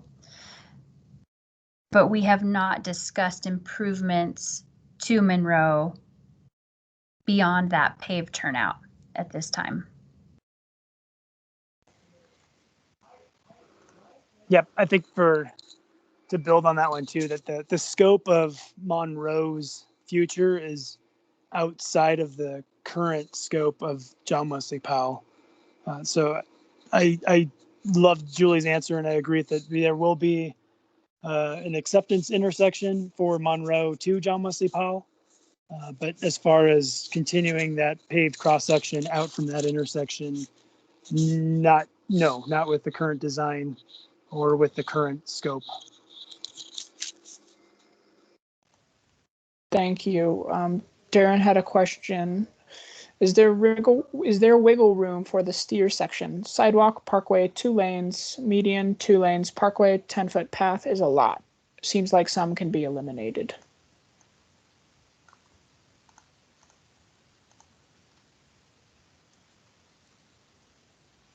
I think Sara talked about that arterial section, the roadway section through there a little bit earlier. And then, we just talked about the median too. Can things be adjusted and changed? Certainly. It's safety and equality between the different modes of travel, pedestrian, bicycle, vehicular. That's well said, Julie. I mean, I think if you think about this as a very busy road like Butler, then I think you'll realize it's not going to, having sidewalks at least on both sides of the street will be very important. That's probably something we won't be able to do without, because it may not be very easy to cross the street. So people need to be able to move along the street on both sides safely. We don't really let to have people walking in drainages or on dirt. That makes them more vulnerable as a pedestrian. But we can have conversations about where it looks and if there's certain things we need to avoid. But I do think that it is a street that is a great street for the city. It will be a street that, has some buffering, hopefully, for the neighborhoods that it's moving through, and that will be very attractive, we hope. So hopefully, I know it looks wide, but I think it will be, the hope is that we can build something that both minimizes and mitigates impacts and meets those regional transportation needs for all modes, for bikes, for pedestrians, for transit, and for vehicles. And this is David. I'll add to that too. The fortunate blessing of having the sidewalk and the foots trail too also helps alleviate some of that traffic counts by encouraging people to use multimodal ways of getting around the city, getting to work, getting to school. So it's not, I'm not saying that question was focused at taking off the sidewalks to narrow that footprint up, but the view is a holistic plan of making sure that we're accommodating all uses of people's transportation spectrums and not just the car. Connor, can I go back to a previous question? I just realized, I don't know what about this conversation we realized it, but somebody had asked earlier about utilities to the county islands and annexations, and I'm not sure we fully answered that question. Do you mind if I go back to that topic for just a moment? Not at all. Okay. So there are these 2 county islands. Maybe Julie can pull up a map of them. They do fall within the urban growth boundary of the city of Flagstaff. That means that we can, if property owners are interested, discuss annexations and the extension of utilities. So it is a part of the conversation we can have. So if you're a property owner in those county islands and that's something you want to discuss, it is very specific to how your property has to be a certain percentage contiguous with the city, and there's other state law requirements. But it is, if the fact that we're putting a water and sewer line through here means you'd like to talk about tapping the sewer line and getting those city services through a pre-annexation agreement or an annexation agreement, and you sign up for one of those one-on-one meetings, put that in there, because we can get the water services folks who can start those conversations with you as part of the conversation as well. We're far enough in advance of that line actually being there that it's a great time to start the conversation if that's something you've been hoping for or wanting to talk about. We had not planned to proactively annex any of the properties in those county islands, but we are open to having conversations with property owners who desire that and just discussing it as a feasibility item. We can set something up with the current planners and with other staff who are typically part of those conversations if whoever asked that question is interested in that item, or if anyone else is. It's a good time to bring it up and talk about it. And Sarah, I opened the water and sewer exhibit, and I want to point out we have shown a dashed line down Monroe and then Ash and Beach and headed north. That dash line is not currently part of the scope of work for John Wesley Powell, but what we wanted to do is identify possible connections to that water main to make sure that the water main in J.W. Powell would be sized appropriately and there would be capacity if there was a connection at Monroe, for example, to serve this area here. And so we wanted to depict that that option on this exhibit. You'll see it's not depicted right now for River Valley.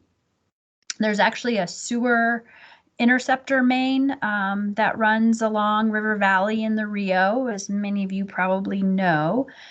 We do have a water stub out just shown schematically to that location. Could that be extended? Yes, and that's part of the process that Sara just described. Right, yeah, so it's because those islands are in the urban growth boundary, we plan for our capacity as if we could provide you services. Whether or not you want to access those services and be annexed into the city so that you get the full suite of city services is a completely separate question that we can have dialogue about for certain.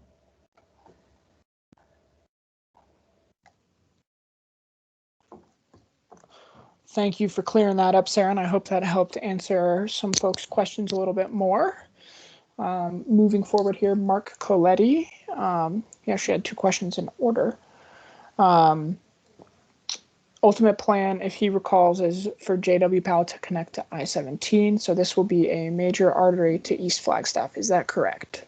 That is correct. The connection between Lake Mary Road and I-17 is actually fully funded by the same tax question that is funding the 40% of this road. So that one probably between Lake Mary Road and I-17 will happen sooner. And that'll probably be in the next 5 to 6 years. And this would be the portion happening later. So yes, it is a connection that you'd be able to get off I-17 and go all the way to 4th Street on this road, which is why it's drawing so much through traffic. And it's good to have redundancy in case there's an accident or snow. We've had some of that this week. And Mark actually has another question. Has the Little America plan that was created 10 to 20 years ago been abandoned, revisited, or integrated to this proposed plan? That's a great question that I can answer.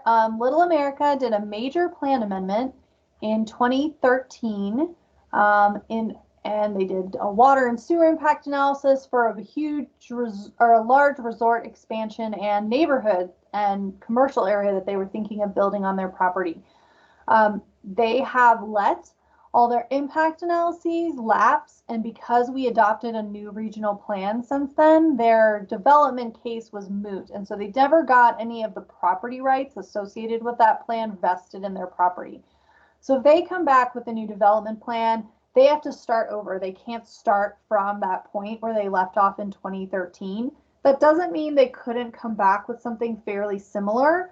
What they did propose at the time would have more or less been a starting point for something that could be considered compatible with the regional plan.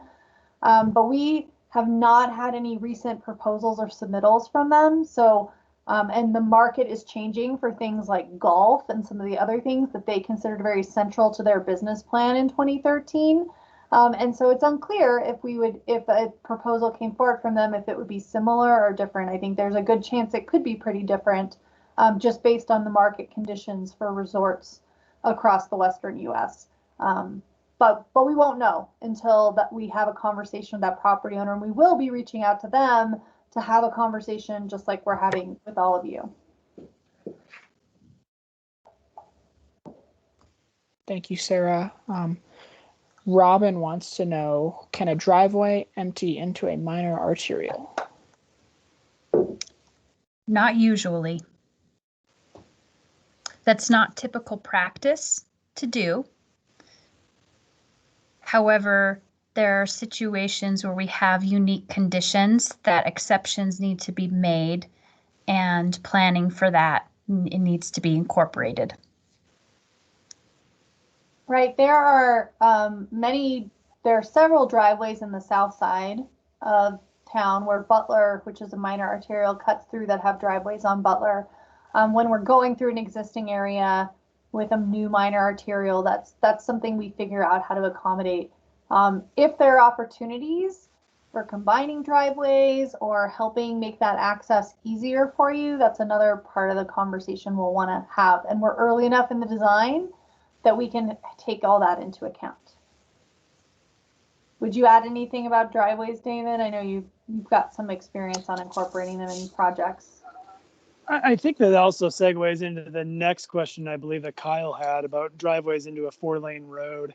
And another example is actually there's a property just to the east of Fox Glen Park, and there is a driveway that enters into 4-lane Butler as well.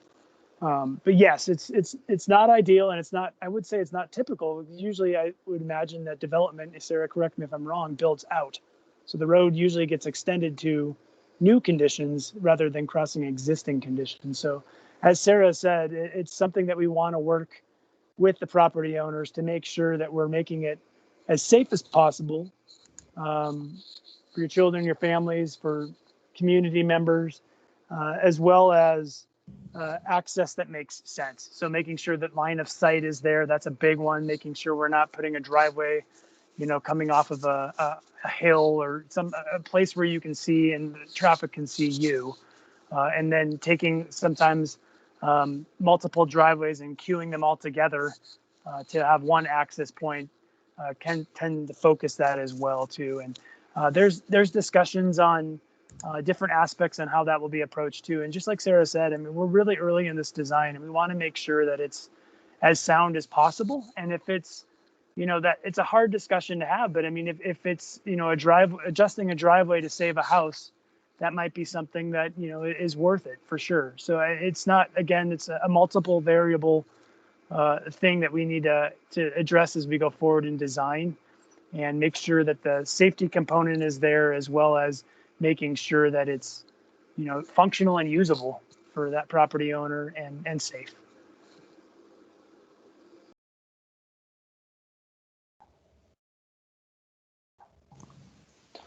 Beautiful. I think we answered Kyle's question of where there is an example of that, so I'll move on. Ryan has asked, how will this affect well water?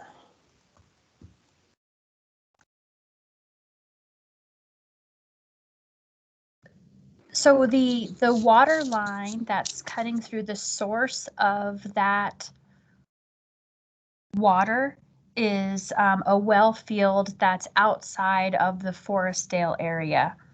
So if I'm understanding the question correctly, the concern would be if there's new water in the area, is there a well in the area that would draw down, that would have a negative impact on other wells in the area? So the answer to that is at this time, there are no wells planned in that area that I believe would have an impact on the local wells.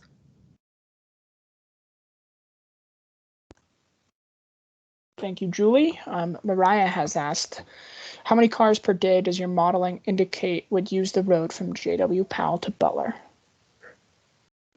I'll take that one because it's again the answer. I've reached out to Metro Plan and transportation team, and we'll get that answer so we can have a good answer. I don't want to put forth any numbers that I don't have any studies or data to back up.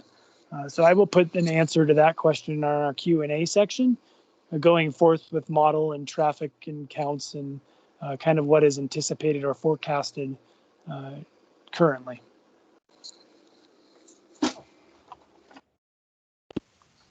Wonderful. Mark has asked, has Brighton Development expressed any plans or ideas for the use of their property? I can take, this is David, I can take that one again too.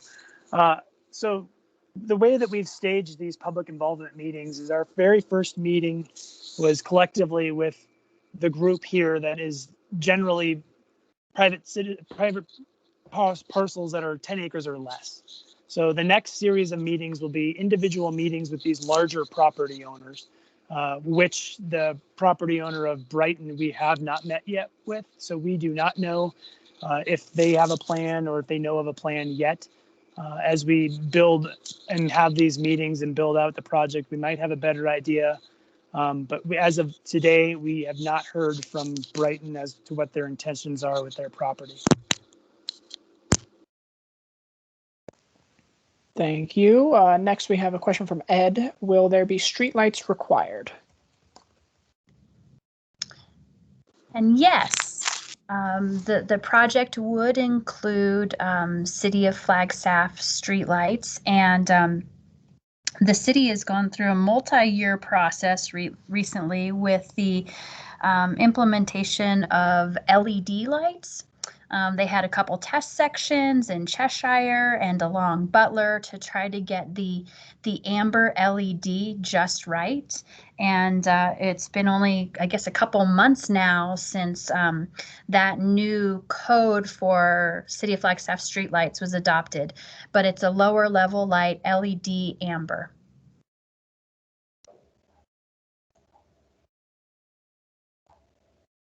And I'll add to that too, that they are required per Flagstaff engineering standards. And again, going back to the safety factor, both for children, pedestrians, community members, and wildlife, we want to make sure that we're including these dark sky compliant lights as part of this stretch of roadway. It would be tragic if we didn't have any lighting along this roadway. Thank you. Mark has another written question. Widening Butler from I-40 to 4th, is that in motion or approved, including the proposed roundabout?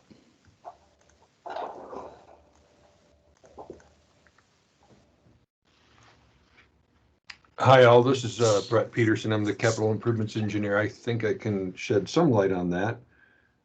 We do have a plan or a project in the current 5-year capital improvement program for the widening of Butler Avenue. There's currently $500,000 in the current fiscal year to get that design rolling. And so we, as the capital improvements division, are going to be moving forward with procuring design consultant services to take a look at and start the design of the improvements along Butler Avenue between 4th Street and Little America.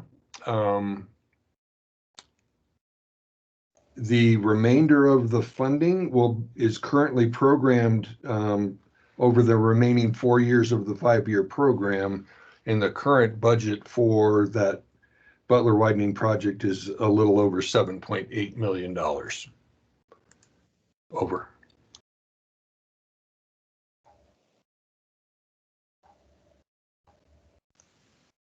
Perfect. And that looks like it concludes all of the written questions that we have here. So I'm going to go in order now of some of our hand raisers. And please unmute yourself when I call your name. I did see the Chapins. I'm sorry for butchering your name. You guys had your hands raised. earlier. I'm not sure if you still have a question, but now is your time if you'd like to unmute yourself and have a question. I did notice your hand raised.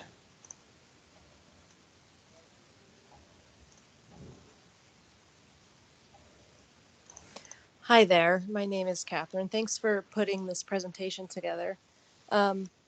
With the proposed bike lanes and urban trails and sidewalks, potential animal crossings, is it possible to restrict large commercial trucks, wide loads, long, extra, anything that's going to be potential danger to use the road?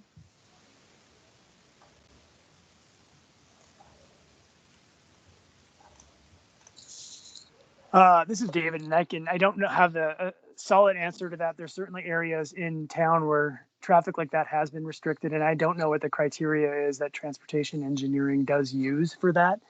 Let me contact our transportation team and get back to you, Catherine, if that's okay. I want to make sure you have an answer that you can bank upon and make sure that it's something that I'm sure that there's criteria or guidelines or standards that are followed to assign that to a certain roadway.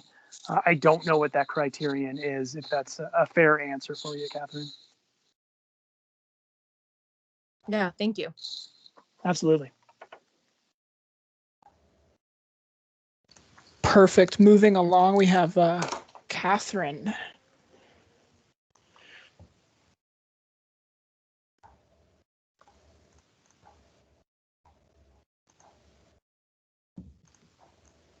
Catherine, if you would like to unmute yourself and ask your question that your hand is raised. Yeah, that was just me. Thank you. Oh, okay, perfect. I'll lower your hand for you. Next is Sean and Krista.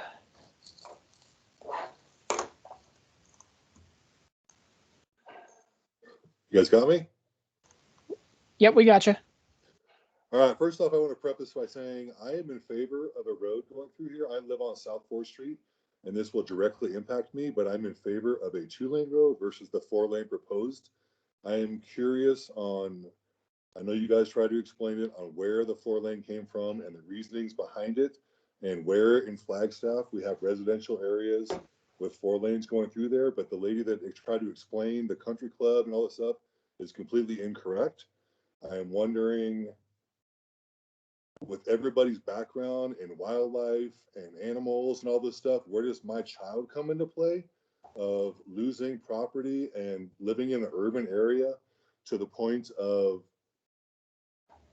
a 40-mile-an-hour 4-lane highway with bike lanes and sidewalks, everything going through the middle of my property? And secondly, you guys skirted it, but you didn't want to say it, but if we don't want to sell our property, you're talking about eminent domain. And I'm just wondering, I know you referred me to the property, the real estate guy and everything that comes with it, but I want everybody in this group to understand it's not as easy as it used to be. I've been through this before recently, and it's not as easy as it used to be. I'm not opposed to it.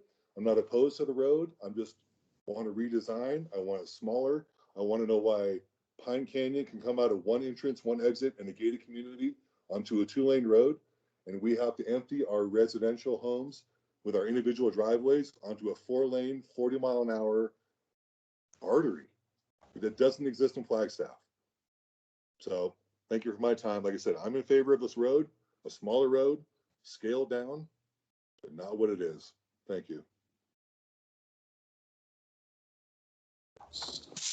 Sean and Krista, thank you so much for sharing that. And it's thank you. I appreciate that and appreciate the concern. And I am going to ask and see.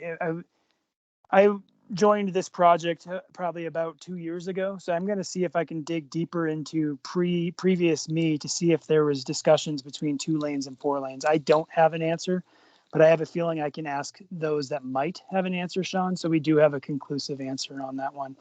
I will say that part of the discussion that we have looked at for driveways, one of them included at the time was a frontage road to channel all the driveways into one spot to get on the road. But again, then we were looking at an even wider cross section to get there. And certainly safety of, your children, your families, the community is first and foremost. I mean, that is something that we design for, we design around. We have design engineering standards that incorporate those safety aspects.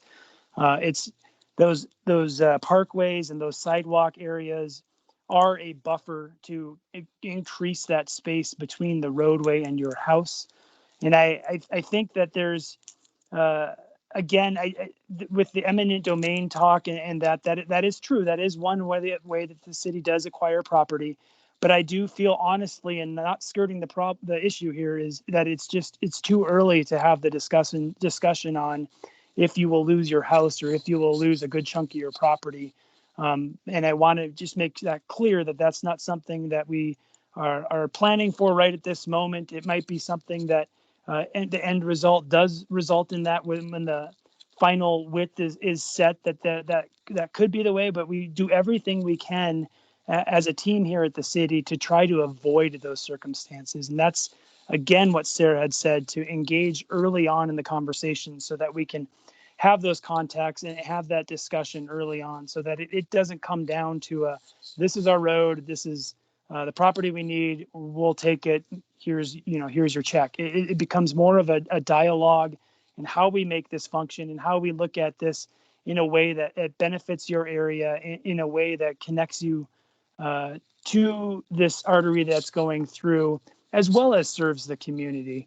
So it's again, Krista and Sean, thank you so much for bringing up that question and concern. And we do have the safety of our citizens, both young and old, on the foremost of our mind when we design projects like this. So thank you for that. I think maybe a little bit of background information on the current Pine Canyon geometry might be helpful. So where Pine Canyon heads off and is currently where JWP, heads off to the east after the intersection of Lone Tree. If you're familiar with that, it's a 2-lane road, one lane in each direction, and has a landscape median. It has the foots on one side and the sidewalk on the other side. That is actually designed and set aside for a 4-lane road for what you saw in the typical section. It was constructed at the time as a 2-lane road with a median, but the right-of-way was set aside for that section all the way down to Lake Mary Road for a full build-out condition. Just as a little background on that piece.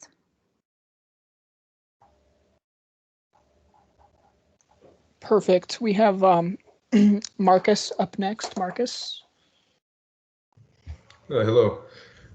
Just a couple thoughts regarding the smaller parcel owners versus the larger property owners. Wondering why there was a difference between us and them, and if you are going to have a meeting with them like this, if we'd be able to chime in and listen to that, due to it all comes down to a set of values. So the big business has values set on dollar bills. If you look at the Woodshire 50 parcel going for $300,000, just that $15 million right off the bat for CDR for 50 little parcels. That big section you showed that's already platted, already ready to go, they're going to start development as soon as they possibly can, is big business for them. Where does that buy the 22 to 30 property owners smaller parcels down 4th Street? Where does that buy us? How do we get bought into that?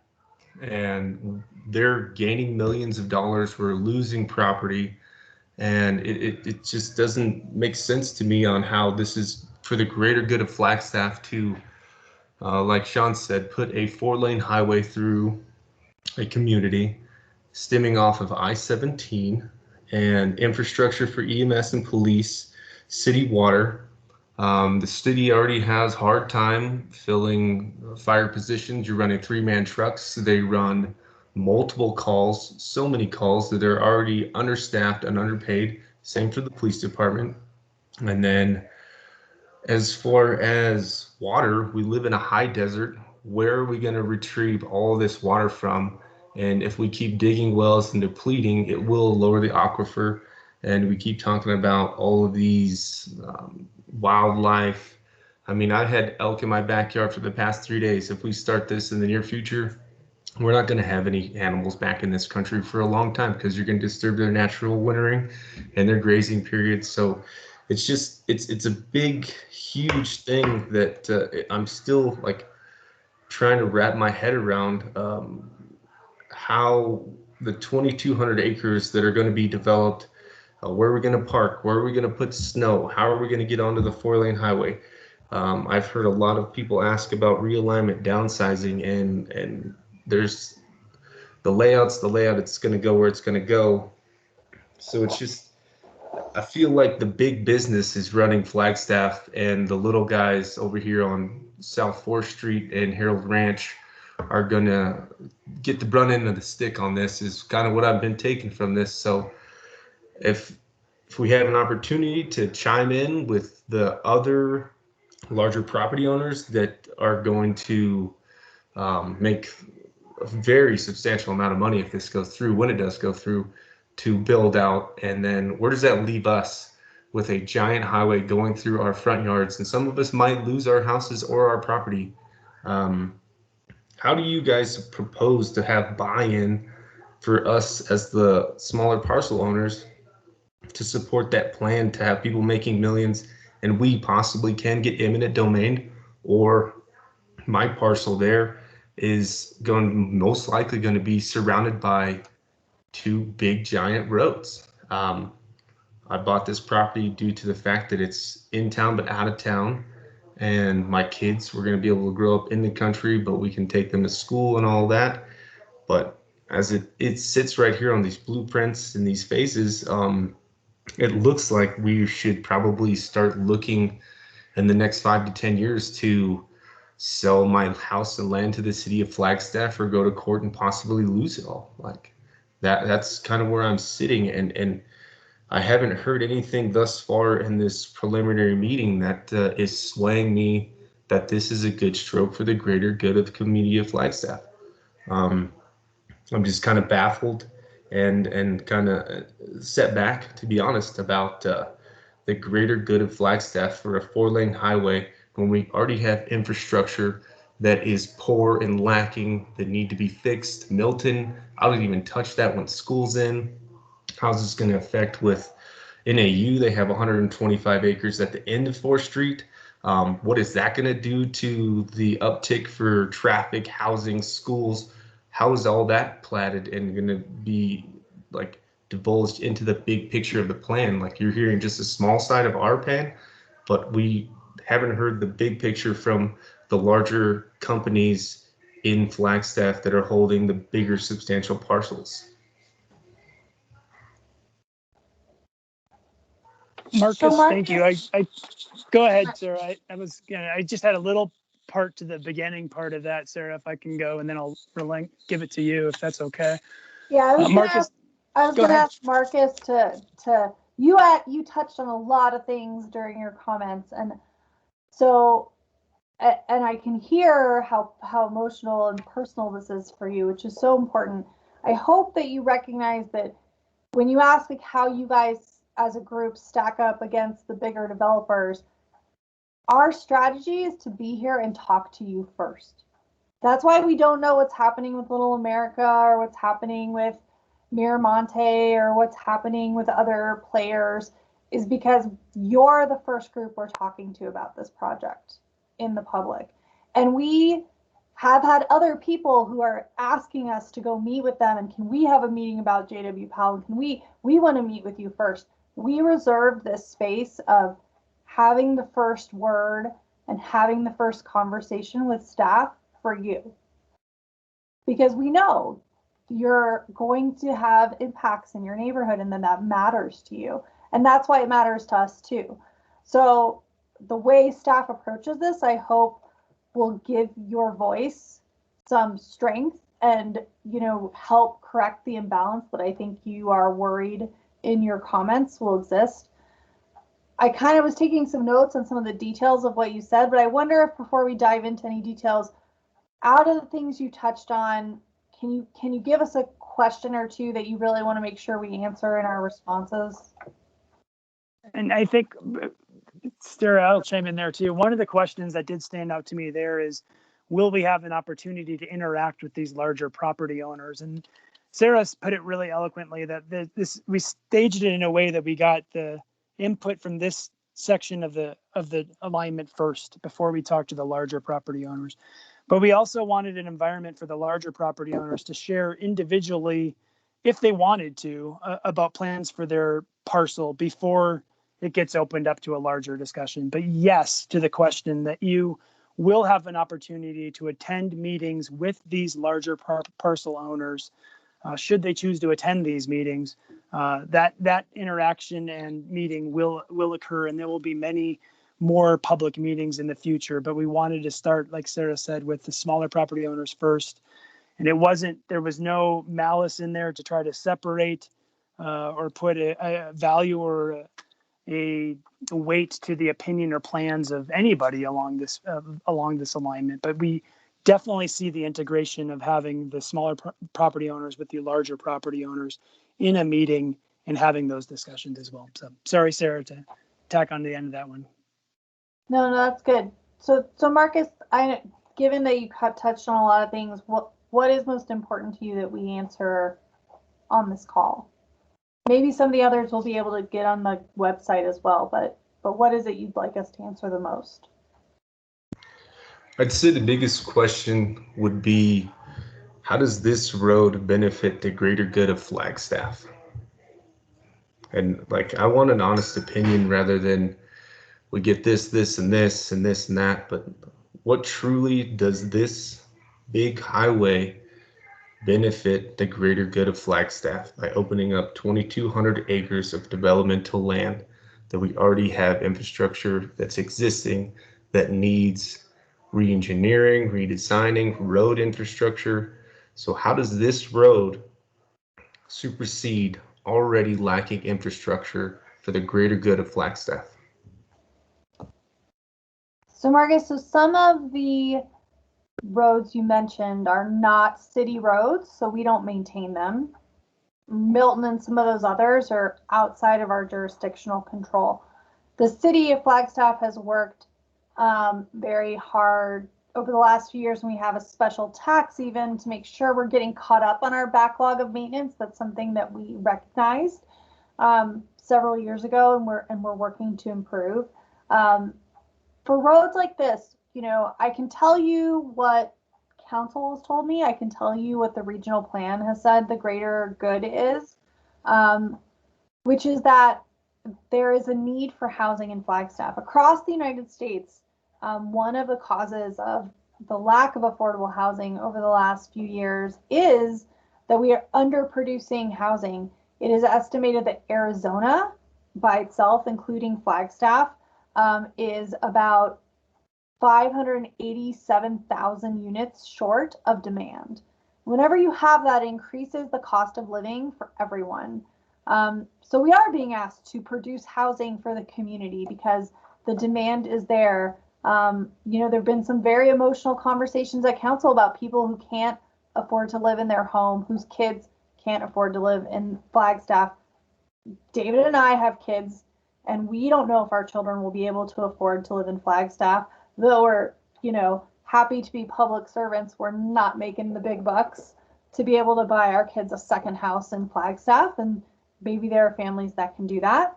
But I do think we're thinking about the long-term affordability and viability of the community. We don't get a choice as a community whether or not we grow up. There is no Peter Pan decision we could make. We get to choose how we grow up and what we grow up to become. And just this week at council, I heard the fear from members of the community that we would grow up to be Aspen, to be exclusive, to leave people of low and moderate income out of our community. And so I do think that is the benefit that the council has directed us to be seeking in part of our negotiations with this project. At the same time, Flagstaff greatly values our natural resources, and preserving them costs money and will be another major balance against that idea that we need to provide affordable housing, we also need to be preserving resources here. Our current zoning code would probably only allow 15 to 20% of this landscape to be preserved as public open space. But what we show in our analysis is to really achieve our community objectives, we might have to preserve up to 23 or 25%. Those are the kinds of things we're exploring here, and that we want to make sure are important and shared very openly from the beginning of the process to the end. Long-range land use planning takes these kinds of difficult conversations. One of the stakeholders that we worked with on some difficult topics over the last few years said, no one walks away from these conversations with all the marbles. But if we come to the conversation openly and with the ability to have a discussion of trade-offs that's real and that is about people, then we're much more likely to come out of these conversations, with an outcome that the community gets the most benefit from, and that the players who've been part of it, the stakeholders like you, can live with. So that's my most honest answer I can give you here, because it's based on what I'm hearing, and I spend a lot of time just listening to what our community conversations are like, because it's important for me to be able to do the work I do with neighborhoods all throughout Flagstaff. So that might not be an answer that sits well with you tonight, but I hope you can see that it's as honest as I can be. No, I appreciate that. I really do. It's just hard for me to look at it and just trying to wrap my head around on some of the stuff for like housing for the prices here. I mean, the average house cost is like 430 grand. I mean, that's just, if we keep building, it's going to keep going up. But I mean, I don't have a crystal ball. I don't know what the new regime's going to have, our presidency in the next futures for this whole transportation tax plan for the JWP. I'm just voicing my concerns as of now of where we're sitting in this preliminary before we get to truly phase one. So I appreciate your time and hearing my concerns and allowing me to voice my concerns. So I'd just like to say thank you, and I look forward to more of these dialogues, and definitely are willing to do some one-on-one here at the property so we can walk it over and lay out some lines and really get a good grasp on what we're talking, and show you and everybody that's involved where I'm coming from, and some of the other folks down here would probably be on board with that as well. So thank you. Marcus, this is David. I just want to thank you for your genuity and your authenticity and sharing all that with us. And yes, it's good to hear that. And like Sara said, that's not easy conversation, and it's not easy answer. And yes, we will get boots on the ground to come visit you down there. Thanks for reaching out on different contact information here. And one thing I also wanted to point out in the graphics that Julie was showing here throughout the land use framework, if you add up the park, recreation, open space, and floodplain areas, it comes to a little over 500 acres. I know it's not offering, saving a huge portion of the 2,200 acres, but if it's, saving 500 acres of that's a good chunk of land that we're going to be able to preserve. And certainly it doesn't leave the unadulterated, scene that's out there in its form currently today. But I'm really privileged to serve, on a team that values natural resource in that area and in their community at large. And I really appreciate Sara and the planning's team to be able to hold dear what we value in this community, and trying to incorporate that into not only design, but into our code. Because we're in the same boat, like Sara said. I mean, we raise our families here too, and we want to see that preserved for future generations, as well as in a way that we can sustainably develop our community and provide hopefully that affordable housing that we can. And you have a lot of great concern in that, and I hope that our community members can continue to reach out to the electeds and those that serve our community to really share the concern for affordable housing and those items that really make our area of the world unique. So thank you again, Marcus, for sharing your heart.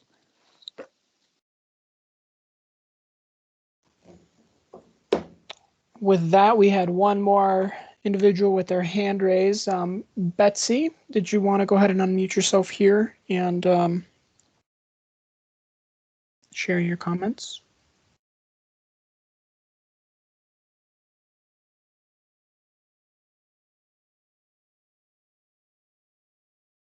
Is that me or the other Betsy? It would be Betsy Jenner Smith. Okay, that's not me. I'll go away.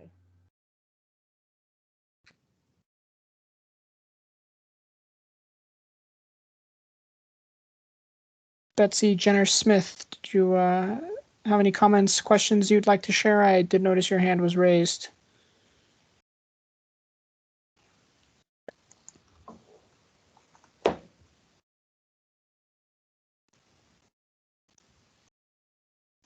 Well, it looks like the other Betsy now has her hand raised. Betsy McCallett, did you want to speak? Sure. I'm interested in what the distance will be back closer to the existing J.W. Powell when it runs parallel to the Forest Service land. How far will it be from the alignment to the edge of the forest?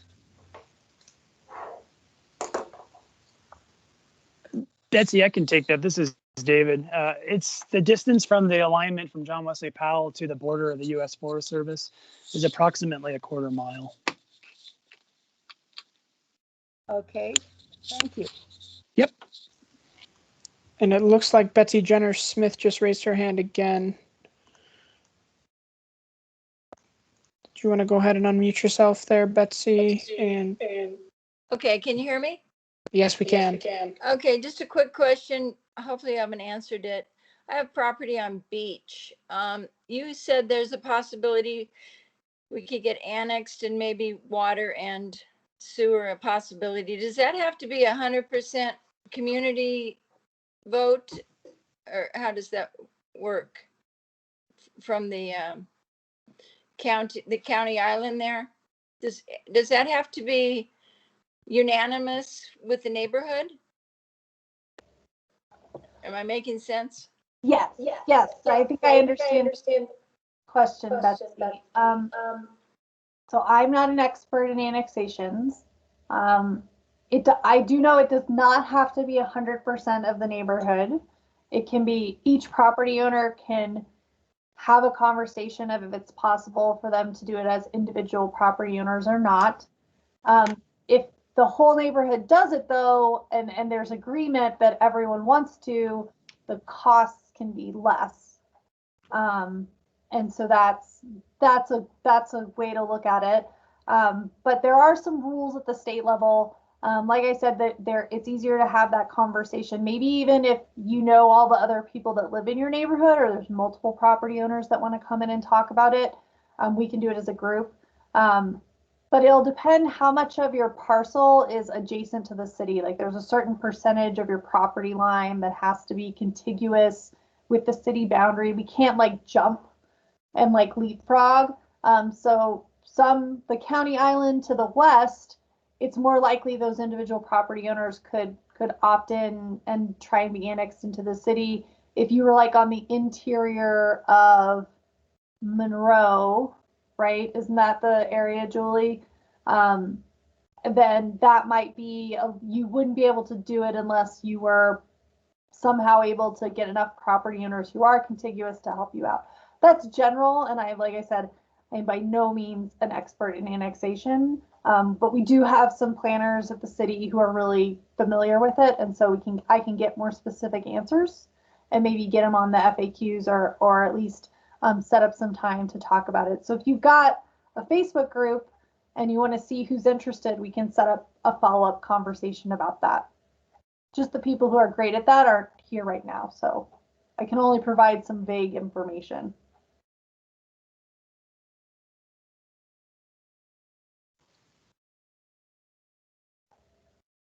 Okay, and with that, I'd like to ask if anyone else has any further questions, either in the chat or if you do have any verbal questions you'd like to make, please raise your hand at this time.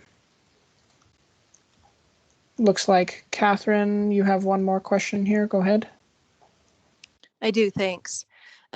Initially, when this was proposed, I live on Ash Lane and I'm on part of the county island.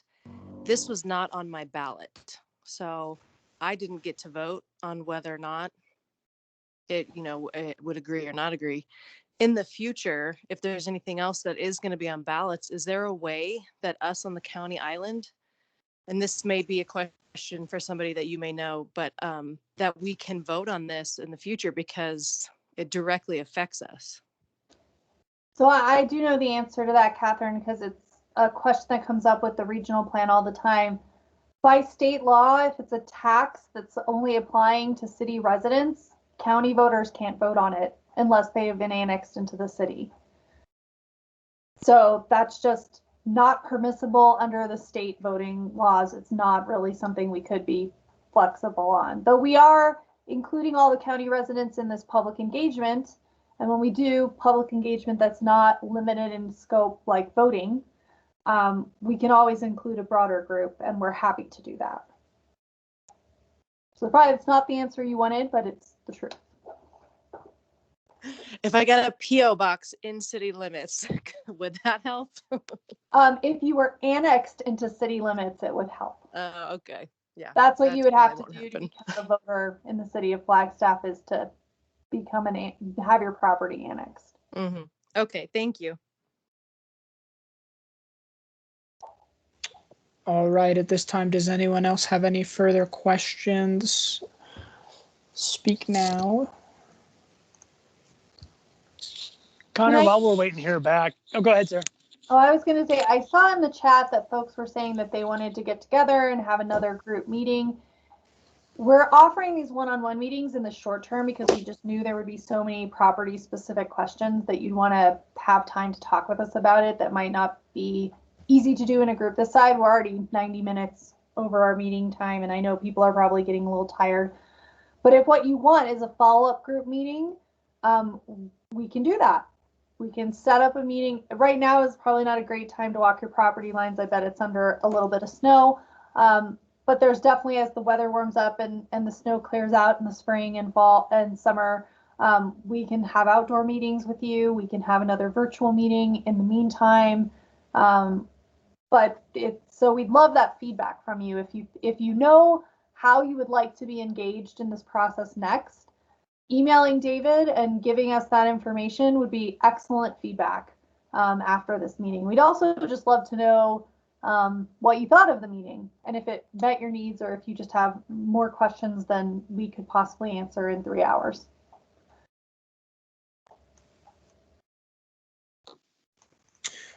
And I did notice one other question came in from Walt Schuster. Do you have any idea of what this roadway is going to do for future property taxes?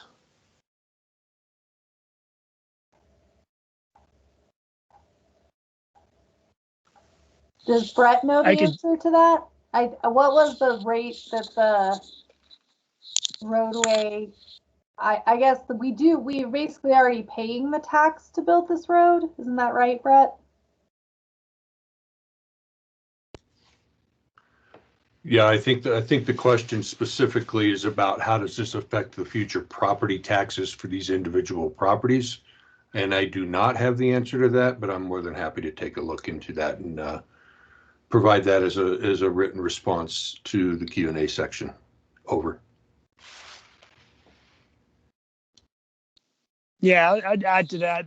I've had a similar question in conversations with property owners out there, and without being, a real estate person or, a CPA or something along those lines, this team that's on here tonight just doesn't have the expertise to answer that question, Walt. So let us get back to you on how a more conclusive answer to that question could be. Yeah, we can ask Armando Ruiz in the assessor's office to maybe give us some more information on that. That's really kind of a county function, so we're less familiar with it than if we were talking to Coconino County. So we can ask though.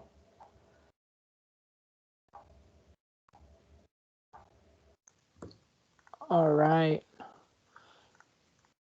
Anyone else have any more questions for us today?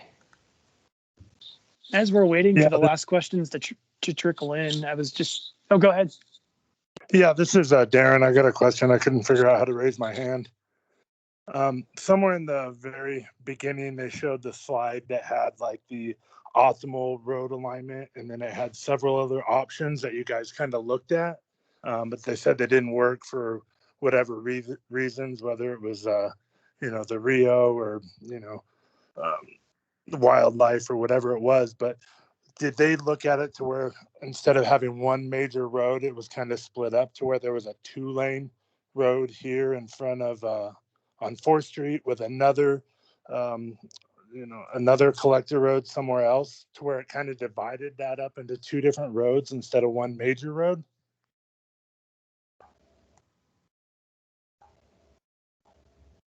Hi, Darren. It's Julie.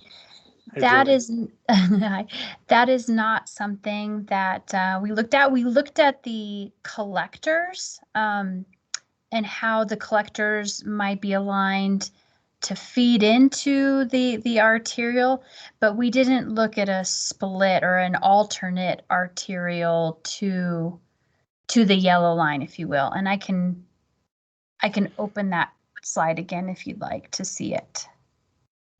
Yeah, it just, it seems like if we could reduce it down to a 2-lane road with, a nice bike path and a median, the majority of the property owners would be open to that with very little argument. And it seems like there's enough space to the west of us to create another arterial road or, another collector road of whatever sort, to kind of split that traffic flow to go into a separate direction. Especially if you're going to do a Lone Tree 2 that connects to the freeway, it seems like that might be, another artery road.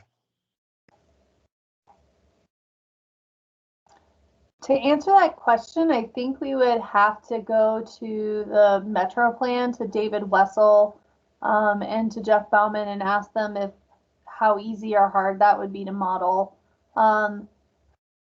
What they've told me in the past is, it's a little like water, like there's the path of least resistance will always get more traffic. And so, but the network is a big part of why people drive certain ways versus others. So I think we did not look at that particular alternative, but it's a question we can ask still.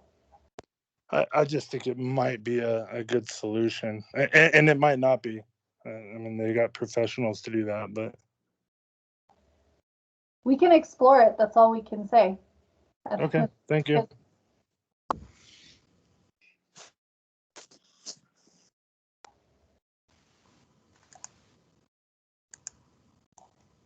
While we wait for questions, David, I know you wanted to speak quick.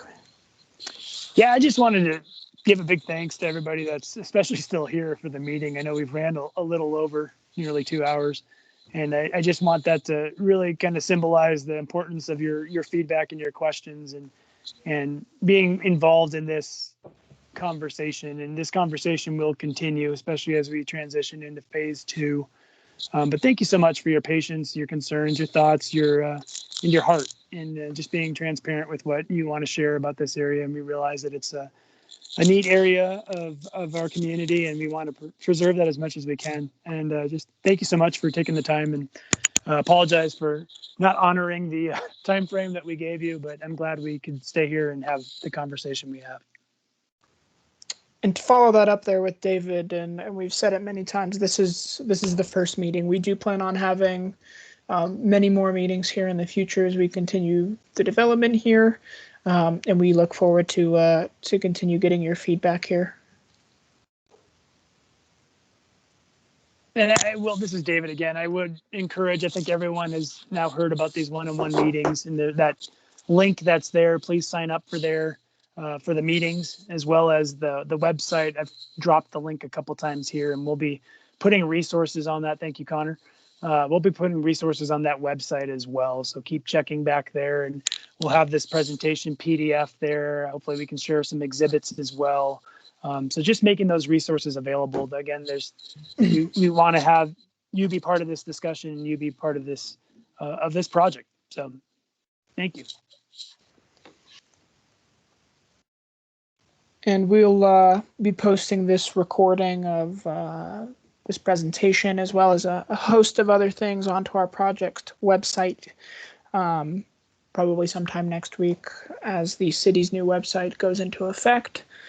And with that, just another big thank you from all of us here from the project team.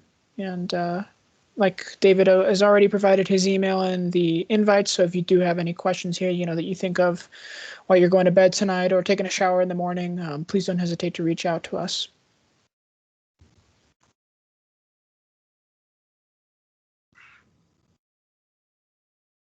Good night, everybody. Thank you. I also would like to thank Julie and Sarah and Dan and Brett for chiming in, both with the presentation team and also with answering questions as well. So thank you to our team here at the city and also our consultants that are on board to help out and extend that beyond. There's a handful of sub-consultants that Peak has worked with to present what we presented today too. So special thanks to Swaback especially and Intellis and those that worked to bring the data that we shared tonight too. So I didn't want to forget to thank them as well.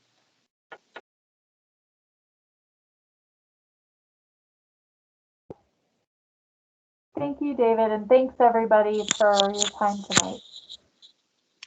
Thank you. Have a good evening, everyone. Good night. Thank you.